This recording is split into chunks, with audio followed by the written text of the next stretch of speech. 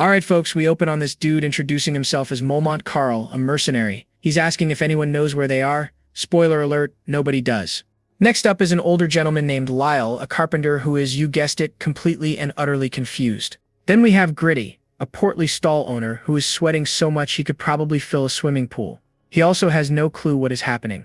Even this red-haired woman, Jenna, who lived out in the woods, is just as lost as everyone else.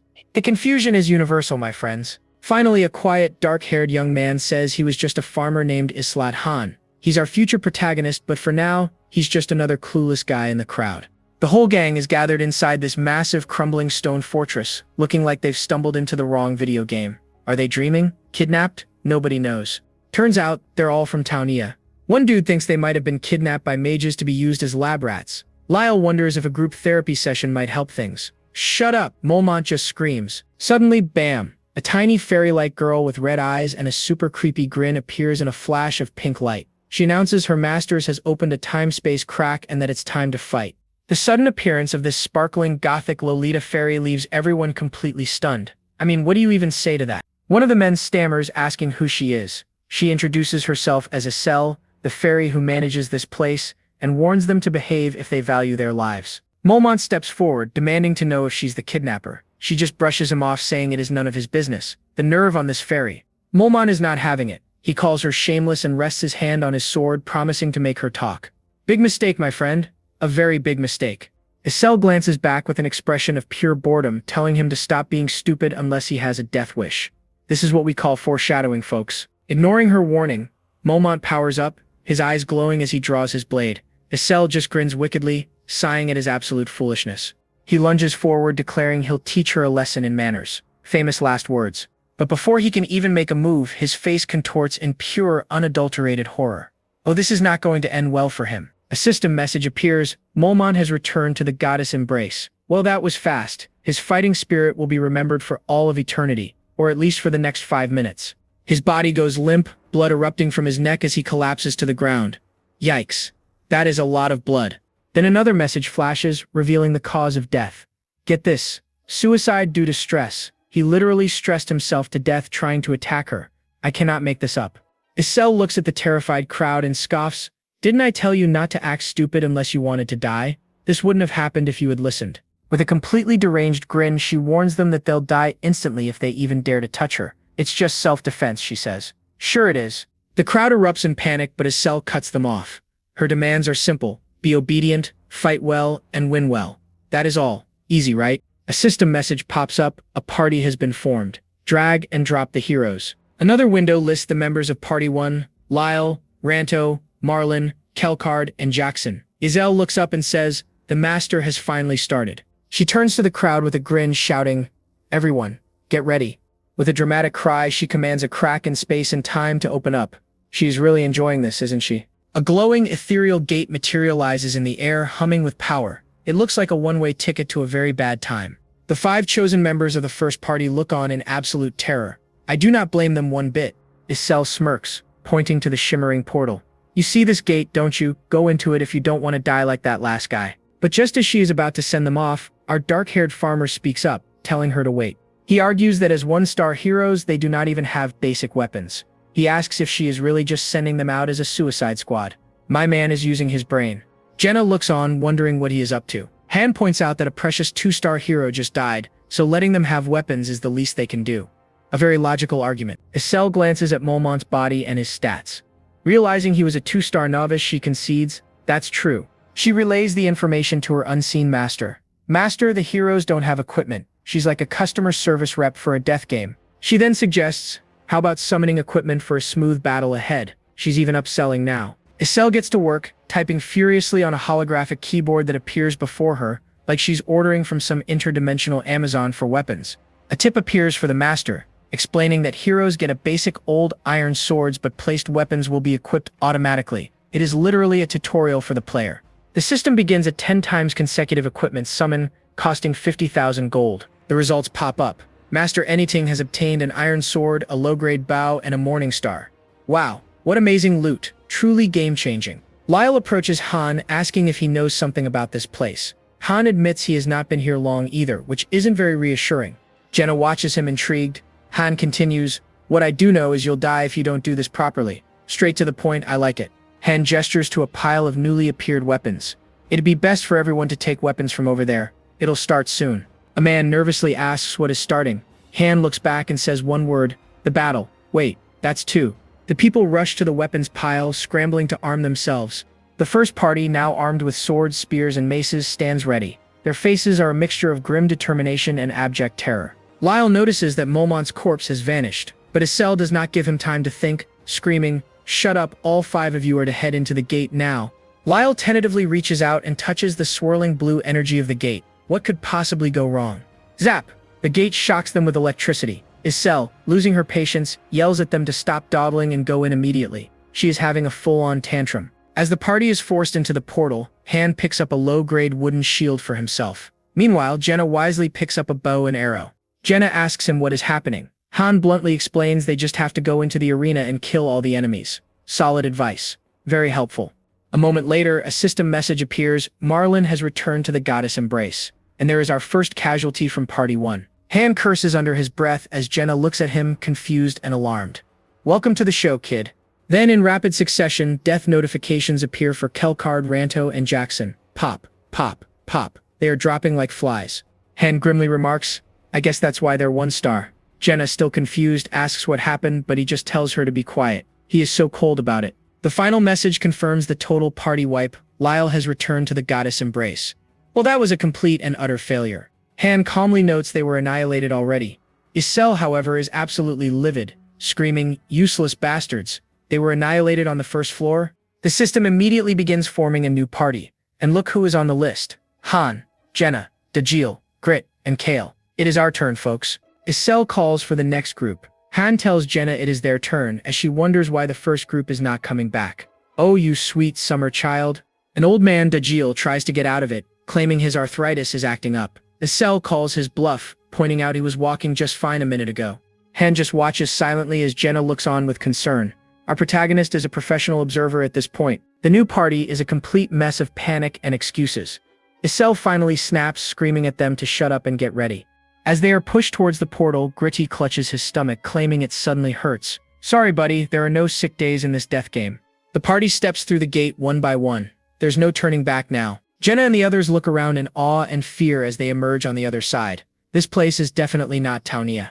They have arrived in a massive dark chamber that looks like a temple, with a giant glowing doorway at the far end. Very grand, very ominous. Someone asks what the writing on the giant archway says. There is always that one person who cannot read the room, or in this case, the giant glowing text. The glowing words are part of a challenge. This is getting very epic very quickly. A system message clarifies they are in the main dungeon on the first floor. The goal is to climb the tower and save the world. No pressure or anything. Another message flashes. The gate is opening. Get ready. Here we go again. Han takes the lead, shield and sword ready. He yells, don't freeze up. Here we go. A true leader in the making, maybe. The party charges into the blinding white light of the now open gate. Let us hope this goes better than the last time. They emerge from the light into a new environment. This time, it is a dry, grassy field under a hazy sky. The group finds themselves standing in a desolate, sun-scorched wasteland, looking completely bewildered. Talk about a change of scenery. One of them asks where they are. Han, holding his sword, replies grimly, where else? A system message declares the mission for Floor 1 a subjugation quest with the objective to annihilate their enemies. Simple and to the point. It's the battlefield, Han finishes grimly. And right on cue, a horde of snarling, red-eyed level 3 goblins charges toward them. Han grits his teeth, trying to rally his terrified teammates.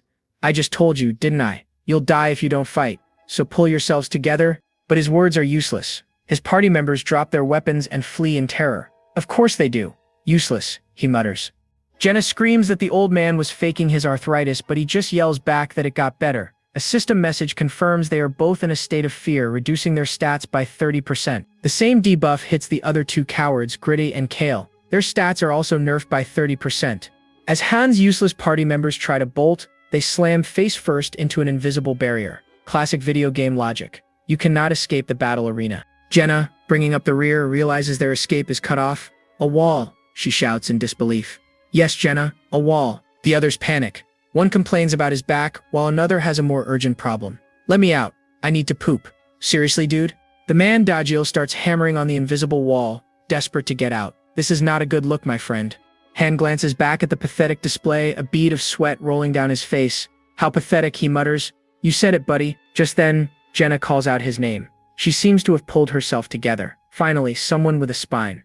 She asks him a crucial question. If we kill those goblins, can we get out? Yes, that is the right question to ask. Han immediately formulates a plan. He confirms she can use the bow, then says, I'll fight them head on, you shoot from behind. Can you do it? She firmly agrees. We have a team. Jenna glances back at their useless teammates, but Han is stone cold. Ignore them, he says. They won't be of any help. Ruthless. I love it. With a horrifying screech, the goblin horde charges. Here they come. Jenna yells, It is go time, people. As they brace for impact, Han has a startling internal thought. He has never actually wielded a sword or a shield before. He was faking it this whole time. The absolute madman. But there is no time for second thoughts as the first goblin leaps, its blade swinging down. In this split second, he reveals his real name is Han Seojin. He has been thrown into a twisted game ruled entirely by luck. Well, good luck, Seojin. The goblin's weapon comes crashing down, and Han raises his shield just in time, bracing for the bone-shattering impact. From the back line, Jenna watches with wide, determined eyes. She is ready to provide that sweet, sweet DPS. Meanwhile, the other three are still cowering uselessly by the invisible wall. I am sure they are providing excellent moral support. The scene cuts away to a dark, mysterious chamber where a massive, ornately carved stone gate stands sealed. Ooh, foreshadowing. What could be behind door number 1? Okay, let's back up a bit. There's this insanely popular gacha game called Pick Me Up. Sounds friendly, right? Don't be fooled. It's a mobile game by Mobius, and right now it's doing the one thing it's good at, making you wait. The goal is simple, my friends. Climb a 100-floor tower by collecting heroes and pretending you have a strategy. And this is our guy, Han Seojin. Yesterday, he was just another poor soul logging in to get his daily dose of disappointment. He scoffs. A transcendental advent. About time this garbage game got a real event. You can just feel the love, can't you? See, Seojin's got the worst luck imaginable. He's a whale who's never pulled a hero over 5 stars. We've all been there. But this new event might drop a book of reserval, guaranteeing a 7-star hero. The bait has been set, and he is hooked. But here's the thing about Pick Me Up. This game plays for keeps. It's got some seriously hardcore rules. Rule number 1, and it's a big one, permadeath. Your 5-star hero dies, poof, gone forever. No takebacks. So, like any smart player, he decides to send in a team of disposable, low-level heroes to scout things out first. Finally, the Advent Dungeon opens. Let the suffering begin. Immediately, red warning signs flash everywhere. This is what we gamers call a bad sign. His entire party gets hit with a fear debuff. Their stats are nerfed by 30%, and one of them is already trying to run away. Useless. Seojin doesn't care. He's thinking, whatever, they're just cannon fodder. I just need to see the boss's attack patterns. But his heroes are already having a complete meltdown. They're in a full-blown panic before the fight even starts. And then he sees it. Wait a second. Level 999? The boss's name is just a mess of corrupted symbols. Han just thinks it's a bug. Oh, you sweet summer child. An instant later, it's all over. The screen just says, you lose. Well, that was fast. He's convinced it's a system error. His entire recon team got wiped out in a single hit. So much for scouting. Now he's mad. They died so fast he didn't even get to see a single attack pattern. What a waste of perfectly good 1-star heroes. Suddenly, a terrifying grinning face with glowing red eyes flashes on his screen. Artist, you need to calm down. The words found you burn into the screen. Uh-oh, that's not good. He's startled, wondering, huh? A pattern? No, my friend. This is not a pattern. This is a problem. He thinks the game should be over, but something feels very, very wrong. His thought just trails off. And then, darkness. He panics, shouting into the void, what? I can't see anything. A system message appears out of nowhere. Creating your account. Wait, what? Account? He has no idea what's going on. And frankly, neither do we. A prompt appears, telling him to choose a name between 2 and 6 characters. Standard character creation stuff. But before he can even think, a name gets typed in for him. Anything? Seriously? The system just clicks yes for him, completely ignoring his internal screaming match. He has no control. He's yelling into the void. I'm not entering it. It's moving on its own. A big welcome message flashes. Anything, welcome to the world of Pick Me Up. This is not the welcome party he was hoping for. And of course it asks, will you start the tutorial? And yes is automatically selected. He has no control over this. He's not a player anymore. He's a character now with a new name, Han Slot. He finds himself standing in a burning town holding a sword. He stammers, what the, is this real? Yup, it's very real. The tutorial narration begins explaining the lore of Townia. Blah blah, humans and other species living together. Some unknown enemy invaded and the master has to climb the tower to save the world. No pressure or anything. And many heroes will join him on this quest. I'm sure they'll be thrilled to be part of this mess. He's finally snapped out of his daze by a sound. He whirls around. His first quest appears: take down the goblins that invaded the town. Welcome to the grind, buddy. He looks up and sees a real live, monstrous goblin. Goblins? And what is this message? It's your new to-do list, Han. He's in a full-blown panic, thinking, this is so realistic. My friend, it's about to get way too real. But there's no time to freak out. Reality hits you fast in this world. A goblin lunges at him, dagger raised, looking absolutely ferocious. This isn't a sprite on a screen anymore. His body moves on its own, instinctively raising the sword to block. Bam! Sparks fly. His arms tremble from the impact. You can practically hear the metal straining. He is not built for this. A system message pops up explaining that combat will now proceed automatically. Thanks, Hero AI. He lets out a pained grunt as his body continues to fight. His sword flashes, parrying another blow. He screams as his body is forced to deliver a killing blow. The look on his face is pure terror. His mind just can't process the feeling of taking a life. It's one thing to tap a screen, it's another to feel it. But the game doesn't care about his feelings. Stage clear. Han has leveled up. He just stumbles away, wondering what just happened. Then, his eyes widen. He looks up at the weirdly beautiful and familiar scene. What the heck? This was the lobby of Pick Me Up. The system prompts, Master, will you pull for a comrade before the next stage? Time for some gacha. It tells the master to use the summon tab. The first pull is free, and he's got 500 gems for a high-rank summon. Let's go. He just mutters, just what is happening? He is completely lost, a puppet in his own favorite game. And then, a brilliant golden light erupts from a door in front of him. A female knight in golden armor emerges from the light. A 4-star hero, Shay, has been summoned. Not bad for a free pull. Summon? A summon? The gears in his head finally start turning. The realization hits him like a truck. He thinks, then did I get summoned like that too? Ding ding ding, we have a winner.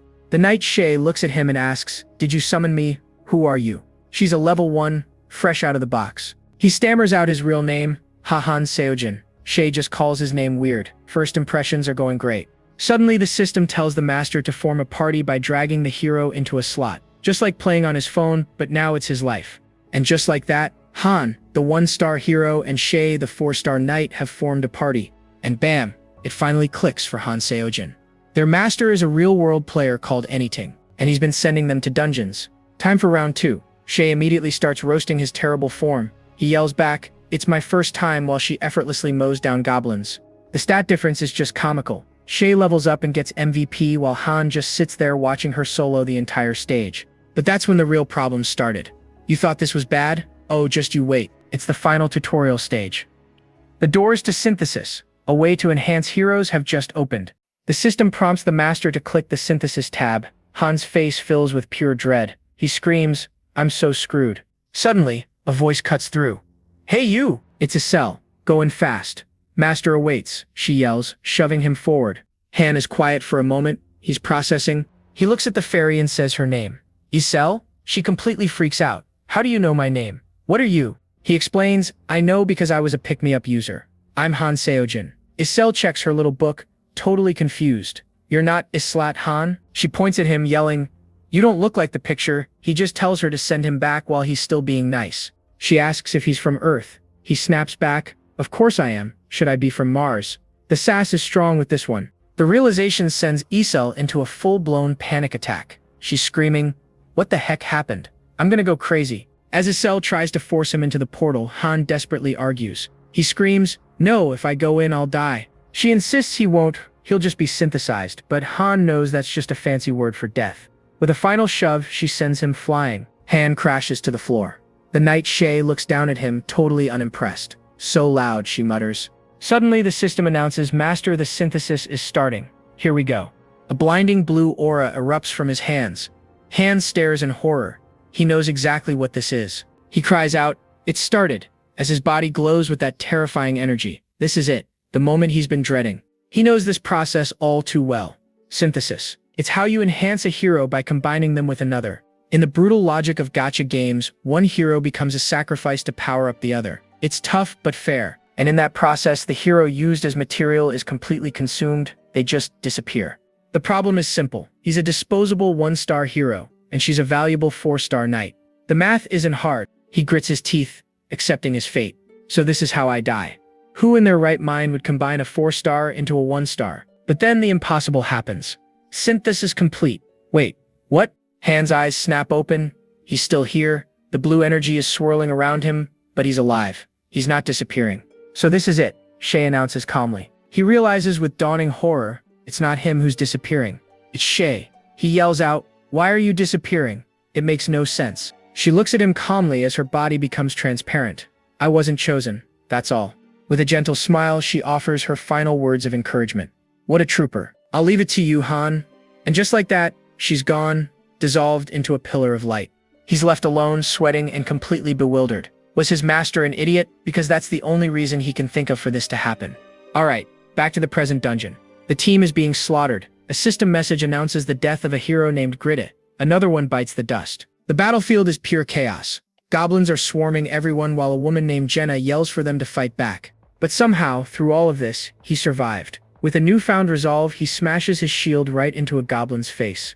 He knows the master must have messed up. Synthesis is a drag and drop function. He either dragged and dropped the wrong hero, or he just wasn't thinking. He survived because the master is a moron. He screams, "That's why this is a junk game." He turns to Jenna yelling that there's 2 more left. Jenna calls out that she got one, but there's 1 more. But before he can move, the last goblin lunges and sinks its teeth right into his arm. Ouch. Gritting his teeth against the pain, his thoughts become crystal clear. He knows one thing for sure. He was summoned into this world as a disposable 1-star hero. He roars, "You little monster," and smashes the goblin's head into a bloody pulp. That's one way to handle it. He remembers what happened right before he was pulled here. That face-off with the level 999 bugged monster. He realizes with absolute certainty, that thing dragged me here. A cold fury fills him. That thing messed with the wrong person. Unleashing all his pent-up rage, he becomes a whirlwind of absolute destruction on the battlefield. The battle ends. Han stands exhausted amidst the carnage, his weapons discarded on the bloody ground. Jenna rushes to his side, pointing to his wounded arm. "Hey, your arm?" He just tells her it'll heal when they get back. He reflects on the game. There's almost no player control in combat. The heroes just fight automatically based on their AI. Yet, 1 million people play it for one reason: you get to observe this world like a god. A massive watching eye appears in the sky. That's the player, that's the master, that used to be him. Han looks up towards the sky, a chilling smirk spreading across his face. He asks the watcher, "Are you having fun?" He was a player, too. He knows all the secrets, all the strategies, and all the hidden features. He knows how this game works. And he wasn't just any player. He was Loki, the 5th place ranker in the entire world. He glares up at the sky, a fire in his eyes. "Watch me survive until the very end." A system notification pops up. Stage clear, and Jenna has leveled up. Good for her. The rewards are tallied: 2,000 gold plus some basic crafting materials. The usual loot drop, and for his incredible rage-fueled performance, Han is declared the MVP of the stage. He earned it. The results screen shows the grim reality. 9 heroes died in combat. It's a bloodbath. Only 2 cards remain for the survivors: Islat Han and Jenna Sirai, from a full party to just 2. Alright, it's the next day and Han has finally stopped crying. No more whining, my friends. He's decided to face the music. And what a terrible tune it is. He's trapped inside a gacha game as a 1-star hero. Basically, he's human garbage. In this game, heroes have exactly 2 career paths. Option 1, die a glorious death in battle. Option 2, get turned into hero-flavored protein powder in the synthesis chamber. And since he's a 1-star nobody, he's first in line for the grinder. He's not even a side character, he's just EXP fodder. Just look at these stats. His growth potential is a joke. He's on a speed run to becoming a smoothie ingredient. But our boy isn't going down without a fight. He's got a 3-point plan: survive, get revenge, and find the exit. And for that, he needs to get stronger. It's adapt or die, a lesson he learned the hard way back in the military. He knows it's not just about brawn. He's got to get his mind right to survive this nightmare. So he channels his inner lone wolf, remembering how he's always had to rely on himself. Time for the training montage. He grinds like his life depends on it because, well, it does. Look at that sweat. But just as he's in the zone, a voice cuts in. It's Jenna, wondering what on earth he's doing. Han, ever the gentleman, snaps back that he's training to kill monsters. Real smooth, buddy. Jenna, completely unfazed by his terrible attitude, just says she was looking for him. Turns out, she had her own little mental breakdown last night and has also accepted their grim reality. She reveals she's got skills. Her dad was a hunter, so she knows her way around a bow and promises not to be dead weight. She knows crying is useless. And to prove her point, bam, bullseye. Then she hits him with the big question. You know how to survive, right? Han grills her, asking if yesterday was her first rodeo. She admits it was, saying she's more of an indoorsy type, and her archery skills are just so-so. Total humble brag. But Han has a little cheat code. He can see her stats and they tell a much different story. Her base stats are kinda low, but she's got a unique skill and already scored a kill. She's got potential. Plus, she's mentally tough. She's not a liability, she's an asset. A real diamond in the rough. So he agrees to team up. All right, he says. I'll help you. She's thrilled, shaking his hand and quoting her dad about the power of friendship. How wholesome. And just like that, a system notification pops up. Goodwill increased. It's like a dating sim, but with more death. They even get an intimacy bonuses for stat boosts when they party up. See? Dating sim. Han, of course, just finds the pop-ups annoying. This guy has zero romance in his soul. Now that he has a party member, it's time to interrogate the world's most annoying fairy, Isel. She poofs in, complaining about being busy. Han points out she showed up instantly. She's not having it, telling him to just climb the tower if he wants answers. Han just ignores the tantrum and asks if he's the only player who can see the status window. Isel immediately clams up. She tries to play it cool, but her face says it all. And yep, Han can see she's level 257. Whoa, and that confirms it. He's the only one that can see those messages. So he asks a terrifying question. What happens if the master rage quits? Her answer? Just pray he doesn't. Yikes. Han thinks back to how he got here. The master isn't just a noob, he's an idiot who wasted a 4-star hero on a 1-star. And he knows the master can't just restart his account, since the game is tied to his phone. No take-backsies. He pokes the fairy again, asking if time moves differently here. She completely loses it, screaming at him. Which is all the confirmation he needs. He gives her a smug grin. Thanks for the tip. What a troll. He's just confirmed another rule: this angry little pixie can't actually hurt him. She can only harm him in self-defense or if he isn't obeying master's rules. He resolves to learn all these rules one by one. It's his only way forward. Jenna, who's been watching this whole soap opera, finally asks what's going on. Han gives her the short version: climb a 100-floor tower for the master. She quickly connects the dots. That means fighting a ton of monsters. Yep, Han says, that's why I'm training. She asks if it's just them against the world. Nope, the master can and will summon more poor souls into this mess. So even though his choices matter, at the end of the day, they're all just toys for some dude on his phone. A day of training later, Han discovers a neat little feature. Food and supplies just magically appear every day. Just imagine anything you want to have, and it magically poofs into a closet. Except for guns and weapons. Those don't work. He also learns something new. Back when he was a player, he encountered heroes with the same level but had different combat power. And now he understands. It's because they trained hard. Training doesn't increase stats or levels, but it refines a hero's skill. And that's what he was doing now. An observant master will soon figure out that heroes fit into 3 boxes: the mentally tough, the skilled, and the physically strong. And Han was aiming for the 3rd. Then on day 3 of training, the master finally logged back in. It's game time, folks. And look at that. The training paid off. He unlocked 2 new skills: basic sword and shield techniques. It's a start. Han warns Jenna the boss is online and is probably about to summon 3 more heroes to fill out the party. And right on cue, 3 more 1-star heroes get yanked into the game. Welcome Aaron, Toby, and Yelsons to the nightmare. The new guys appear looking completely lost. Where am I? One of them yells. You're in hell, buddy. Jenna tries to warn them to get ready, but they're too busy freaking out and demanding to know who she is. No time for introductions. Isel shows up, does her dramatic chant, and rips open a portal to the 1st level. Han yells at Jenna to grab her gear. It's go time.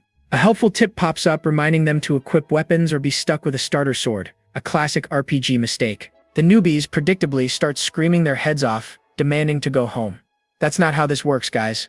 One of them even tries to attack the level 257 fairy. Han, meanwhile, is just watching this disaster unfold. They switch to begging, but Han tells Jenna to just ignore them. He knows what's coming next. And yup, they annoyed the pixie. With a flick of her wrist, wham, she sends all 3 of them flying. Lesson learned. Isel gives them a peace sign and a cheerful have fun. Before ditching them, she's the worst, I love her. The party gets teleported. Their first quest is simple: kill everything that moves. Han is all business, asking Jenna if she's ready.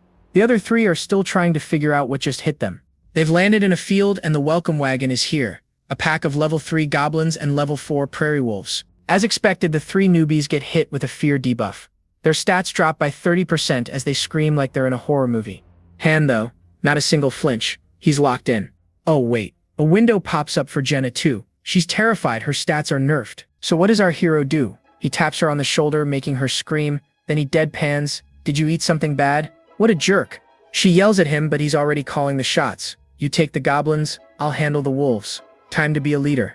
And it worked. The system says she's not scared anymore. Han glances back at the three useless guys still crying in the corner. Useless. The wolves are charging, and Han meets them head-on.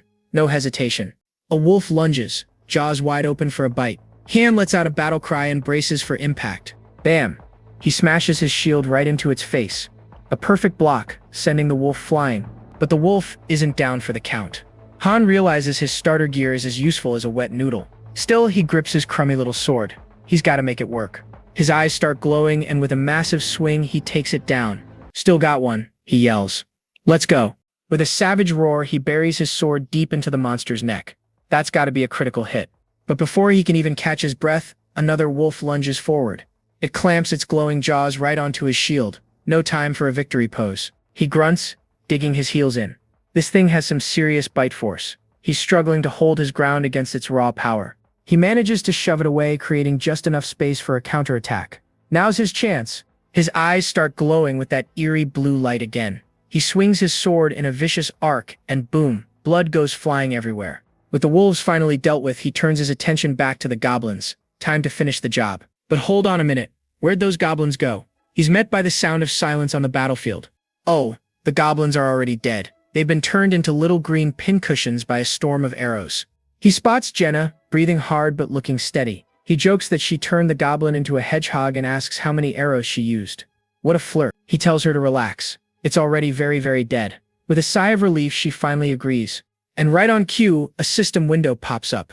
Stage clear. Both Han and Jenna leveled up, but our boy Han snagged the MVP title. They even get some sweet loot for their trouble. Gold, iron ore, and leather. Not a bad haul for a day's work. Suddenly, the whole party is surrounded by pillars of blue light. It's teleportation time, folks. They reappear in a fancy hall as a message congratulates them.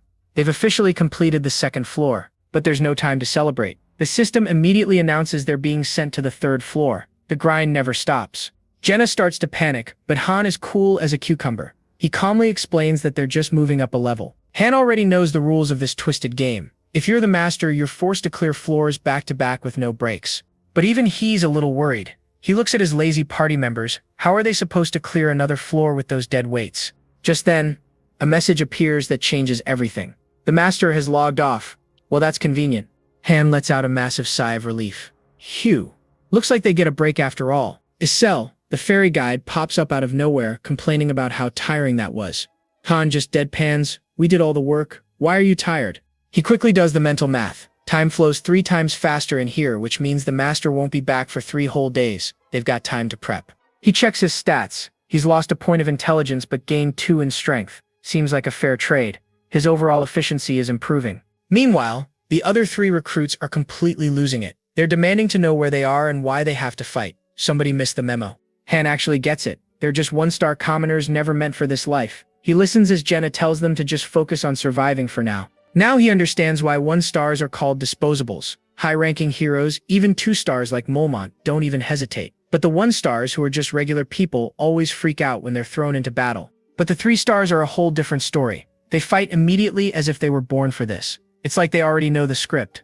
Jenna interrupts his brooding, asking why he won't help the others. She thinks he should try to make them into proper teammates. Han just scoffs. Why would I help those useless guys?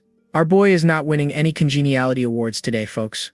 His reasoning is simple and absolutely brutal. Because they'll die soon. Yikes, that's cold, even for him. He turns to the terrified recruits and tells them they'll just have to wait and see what happens. Such a comforting leader. His internal monologue is even harsher. He thinks that at this rate they won't even die fighting. They'll just disappear. He announces that only he and Jenna will be fighting next so the others can just chill. But one of the men tries to ask a question. Han cuts him off before he can even start. Don't. It's annoying. He has 0 time for questions from the peanut gallery. Furious, the man grabs Han's shirt and yells, "What? Oh, you done messed up now, buddy." Han's response is immediate. A swift punch straight to the jaw. Bam, down he goes. He stands over the fallen man, pointing out that he just stood there doing nothing while they were bleeding for him. He's got a point. He turns back to Jenna and asks if she's happy now. She just gives him a sly little giggle. I think she enjoyed that a little too much. The next day, it's time for some serious training. Welcome to the grind, my friends. After they finish their basic exercises, it's time to get down to business. Weapon training starts now. Han practices with a wooden sword while Jenna practices her archery. All that hard work pays off, as his swordsmanship and shield skills both level up. And of course the other three were a complete no-show. I am not surprised in the slightest. They were probably wandering around the compound, looking for an exit that doesn't exist. Bless their hearts. To take his training to the next level, Han has Jenna fire arrows directly at him. This guy is certifiably insane. He desperately swings his sword and shield, trying his best to deflect the incoming barrage of arrows. But one gets through, piercing his leg. Oof. That's gonna leave a mark. Or, maybe not. Jenna looks horrified, but Han just tells her not to worry. He's got this, and proceeds to rip the arrow out of his thigh. This place isn't like the real world. He'll be fine soon. As his thigh heals up, he gets a ding that he unlocked the pain tolerance skill. What a perk. With his eyes glowing blue, he tells her to keep going. He won't stop, even if it hurts. This man is on another level of crazy. To him, the pain is just proof that he's still alive. Okay, that's a little bit poetic. I'll give him that. He yells, "Again!" A startled Jenna can only agree. Poor girl is probably terrified of him at this point. The brutal training continues. Jenna is begging him to stop, but Han just relentlessly demands more. Talk about intense. Finally, all that pain pays off. His sword and shield skills awaken and combine into a new, higher-level skill. Basic sword shield techniques. Nice. Just as they finish, a message appears. Welcome to pick me up. Uh-oh, the master is back online. Isel appears in a flash, screaming at them to get to the square immediately. If they're late, they're all in big trouble. Jenna is ready for action, feeling pumped from all the training. Han notes she's adapting well, and she just says she's a driven person. You go, girl. The other three, however, immediately swarm Isel. They're whining about having to fight again and begging to be sent home. Read the room, guys, and that is the last straw. Our tiny fairy guide, Isel, completely snaps. The anger veins are popping, people. She grabs one of the recruits and flings him through the air. What the heck do you want from me? An apology letter? I really don't think that's what he wants right now. As the man screams for help, Isel creates a massive pink explosion, yelling that they're all going to die. She really went from 0 to 100. After her little tantrum, she tells them to go back. The three recruits with comically swollen faces meekly obey. I would too. And just like that, they're thrown into a new mission. Annihilate all enemies. Here we go again. But Han is completely unfazed. His weapons are better, his skills are better. He tells Jenna to treat it just like their training session. With a battle cry of "Let's go," he charges headfirst into the enemy ranks. Get him, Han. He even smirks to himself. Just as he thought, the third floor was a total cakewalk. Our boy is getting cocky. Another easy stage clear. This time, Jenna gets the level up and the MVP title, along with some hefty rewards. She earned it. Jenna feels pretty good about it, remarking that it was quite doable. Han, on the other hand, just found it boring. What a show-off. She points out that the others still refuse to fight. Han doesn't care. He's not about to share experience points with cowards anyway. A tip from the master pops up. It suggests he make the disobedient heroes run circles to increase their activity. The master is a troll. I love it. Han reads the message and realizes the master's meddling is far from over. This is going to get interesting. They're teleported again, but this time back to the first floor. Han figures the master isn't a total monster after all. A little farming trip maybe? It's just the same weak monsters they fought before. These boars don't stand a chance now. Jenna makes short work of them, easily snagging another MVP award. She even flashes a cheerful peace sign. She's really getting into this. But just as they think they're done, a system prompt pops up. Floor 1. Will you attempt it again? The yeses button is already highlighted. Oh no. Han grits his teeth. He knows the master won't give them a break if they let things end this easily. The grinding montage continues. Now they're dropped back to floor 3. Again, it's a simple mission for them now. Han gets the MVP award. Jenna, panting, admits she's getting tired. She hopes the master won't send them back in again. Don't hold your breath, Jenna. Han leans on his greatsword and says, who knows? Meanwhile, Jenna's fuming, wondering how long they have to babysit these useless recruits. This is it for today, Han tells her. Jenna doesn't believe him, pointing out the master has other plans. But Han thinks the master is too busy to waste time cultivating insects. Famous last words. Suddenly the ground starts to rumble. A massive circular stone building rises from the ground right in front of them. What now? A system message announces, Master Synthesis has started. The giant doors creak open, revealing a glowing blue interior. This does not look good. The three useless recruits stare in shock. One of them asks, what's that? It's your worst nightmare, my friend. A new prompt appears, and its instructions are absolutely chilling. Drag and drop the heroes you want to sacrifice to be synthesized. And just in case there was any doubt, another message clarifies the horrifying reality. Heroes who are sacrificed will die. Yep, it's exactly what it sounds like. Han's eyes glow an intense blue. He coldly thinks to himself, those idiots don't know when they're given opportunities. He knows exactly what's going to happen next. And just when you thought this death game couldn't get worse, the doors to the synthesis chamber swing open. Yeah, that name sounds super friendly. But where everyone else sees a horror show, our boy Han sees an opportunity. A huge one, apparently. This guy's built different. He knows the master is watching everything. Even the small fry drama happening off-screen isn't getting missed. The master can see who's pulling their weight and who's just dead weight, and he just added Han and Jenna to his favorites.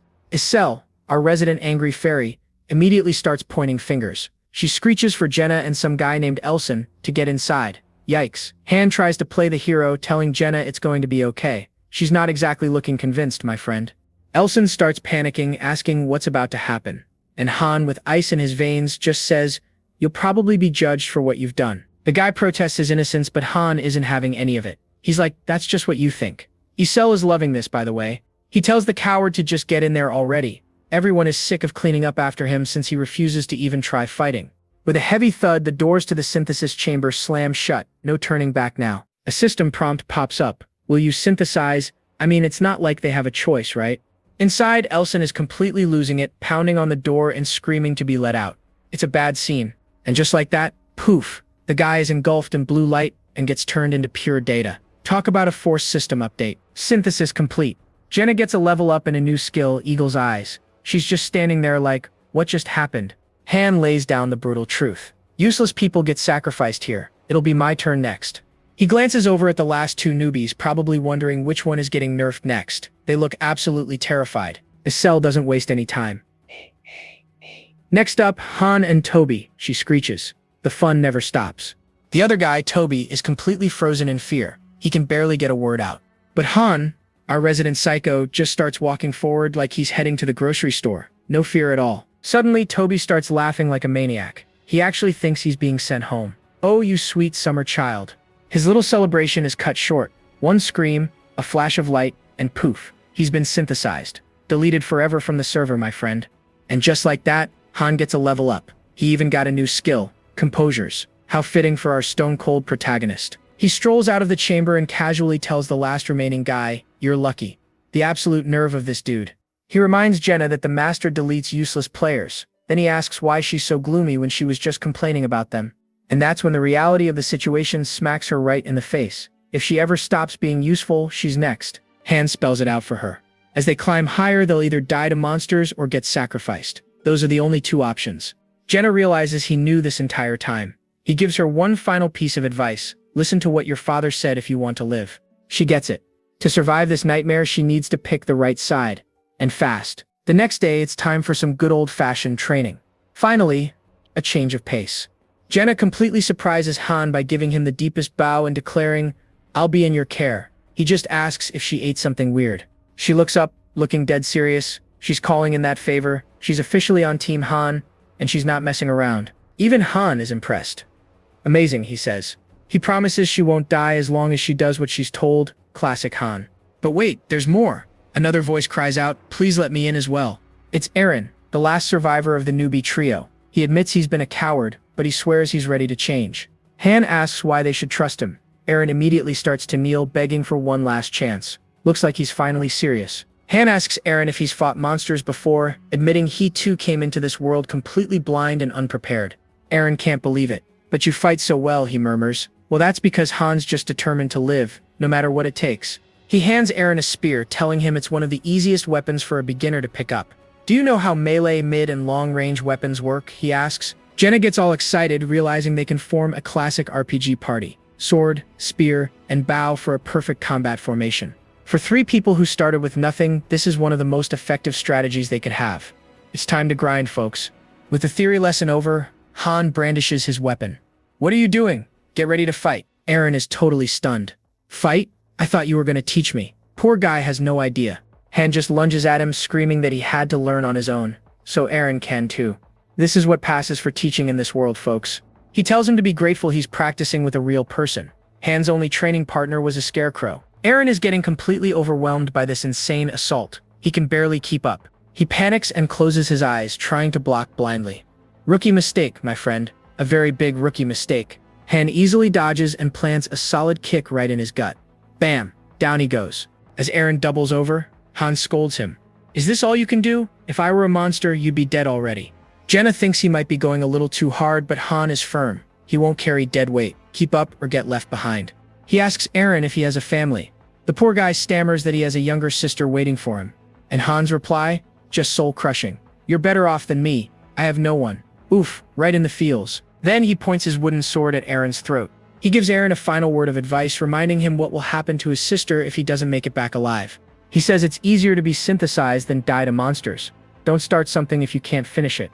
Harsh, but true. And that's the wake-up call he needed. You can see the fire ignite in his eyes. He's finally ready to fight.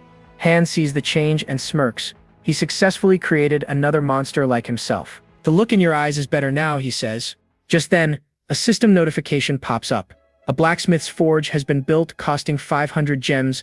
Han realizes this is important. With free movement and a blacksmith, a new phase of the game is about to begin. He calls for Asura, who appears with her usual attitude. Who do you think you are, ordering me around? Same old Asura. Han cuts right to the chase. He asks about the tips she sent the master last time and deduces she can access the internet. She proudly admits it, saying web surfing is her hobby. Han connects the dots instantly.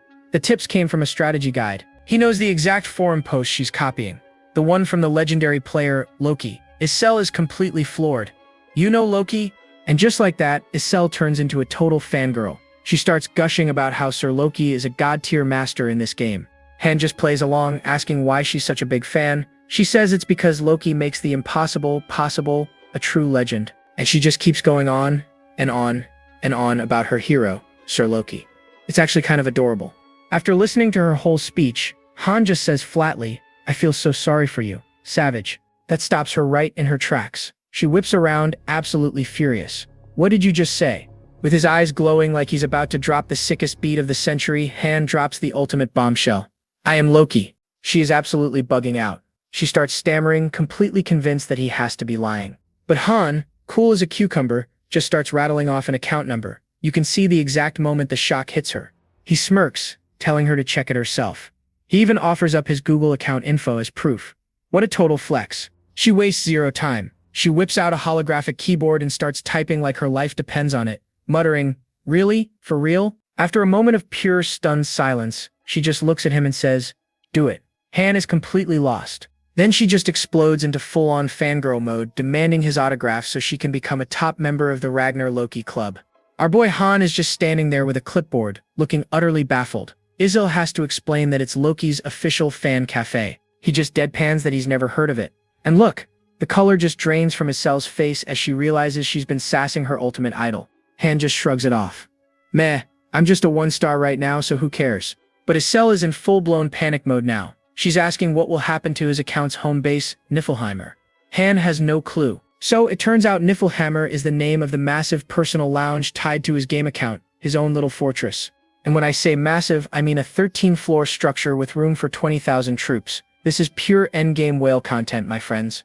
But what does all that virtual power matter now? He's thinking, so what? I a master am here now? Our boy is starting to get it. Isil is still wailing about the 20,000 troops, but Han coolly tells her to just send them off if she's that worried about them. Of course she can't. He knows she's just a mid-level admin who gets bossed around. He calls her out on it immediately. Ouch.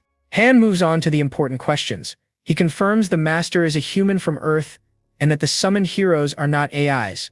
They're actually humans summoned from many different worlds. She explains the master is just a normal player, totally clueless that their heroes are real people facing actual permanent death. So Han asks the million-dollar question, can he go home if he clears the 100th stage? But Isil doesn't know.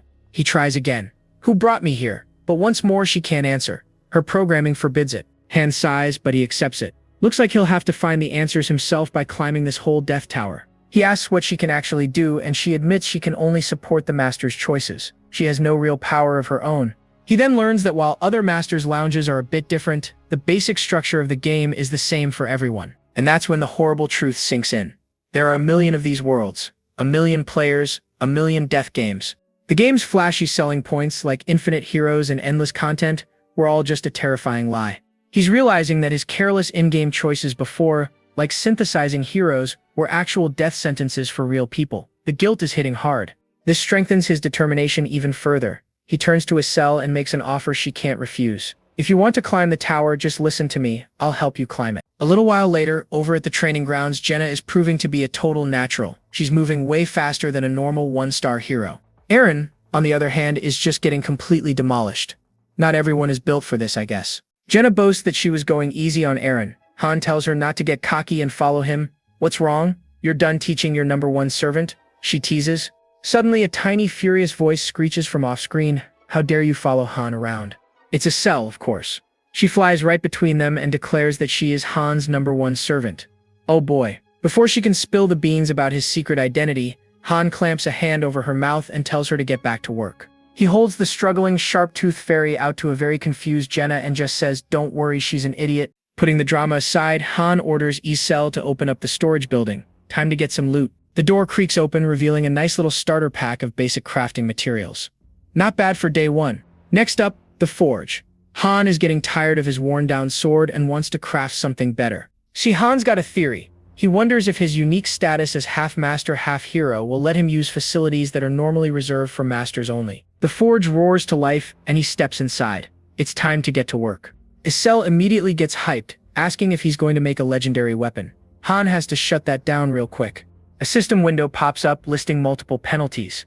The facility, his expertise, and the blueprints are all low tier. TLDR, his chances of getting a good weapon is horrible. Isel's starting to catch on. Crafting? She asks. Yep, manual crafting. This triggers a minigame where he has to pick a puzzle difficulty. The harder the puzzle, the better the reward. And our boy Han doesn't even hesitate. He picks the hardest one, Extreme Hell. Isel completely freaks out, yelling that it's a triple penalty. But Han is calm, telling her to just watch the master at work. Han explains it's a special minigame for masters. Most masters don't do it, but the rewards are superb. He's got 3 minutes to assemble this chaotic mess of digital blocks. The timer starts now. No problem, Han says as the minigame begins. The confidence on this guy is off the charts. Isel is absolutely stunned, screaming, "This is a god's hand, the legendary thousand hand." She is losing her mind. And she's not wrong. His hands become a complete blur, expertly snapping the digital blocks together at impossible speeds.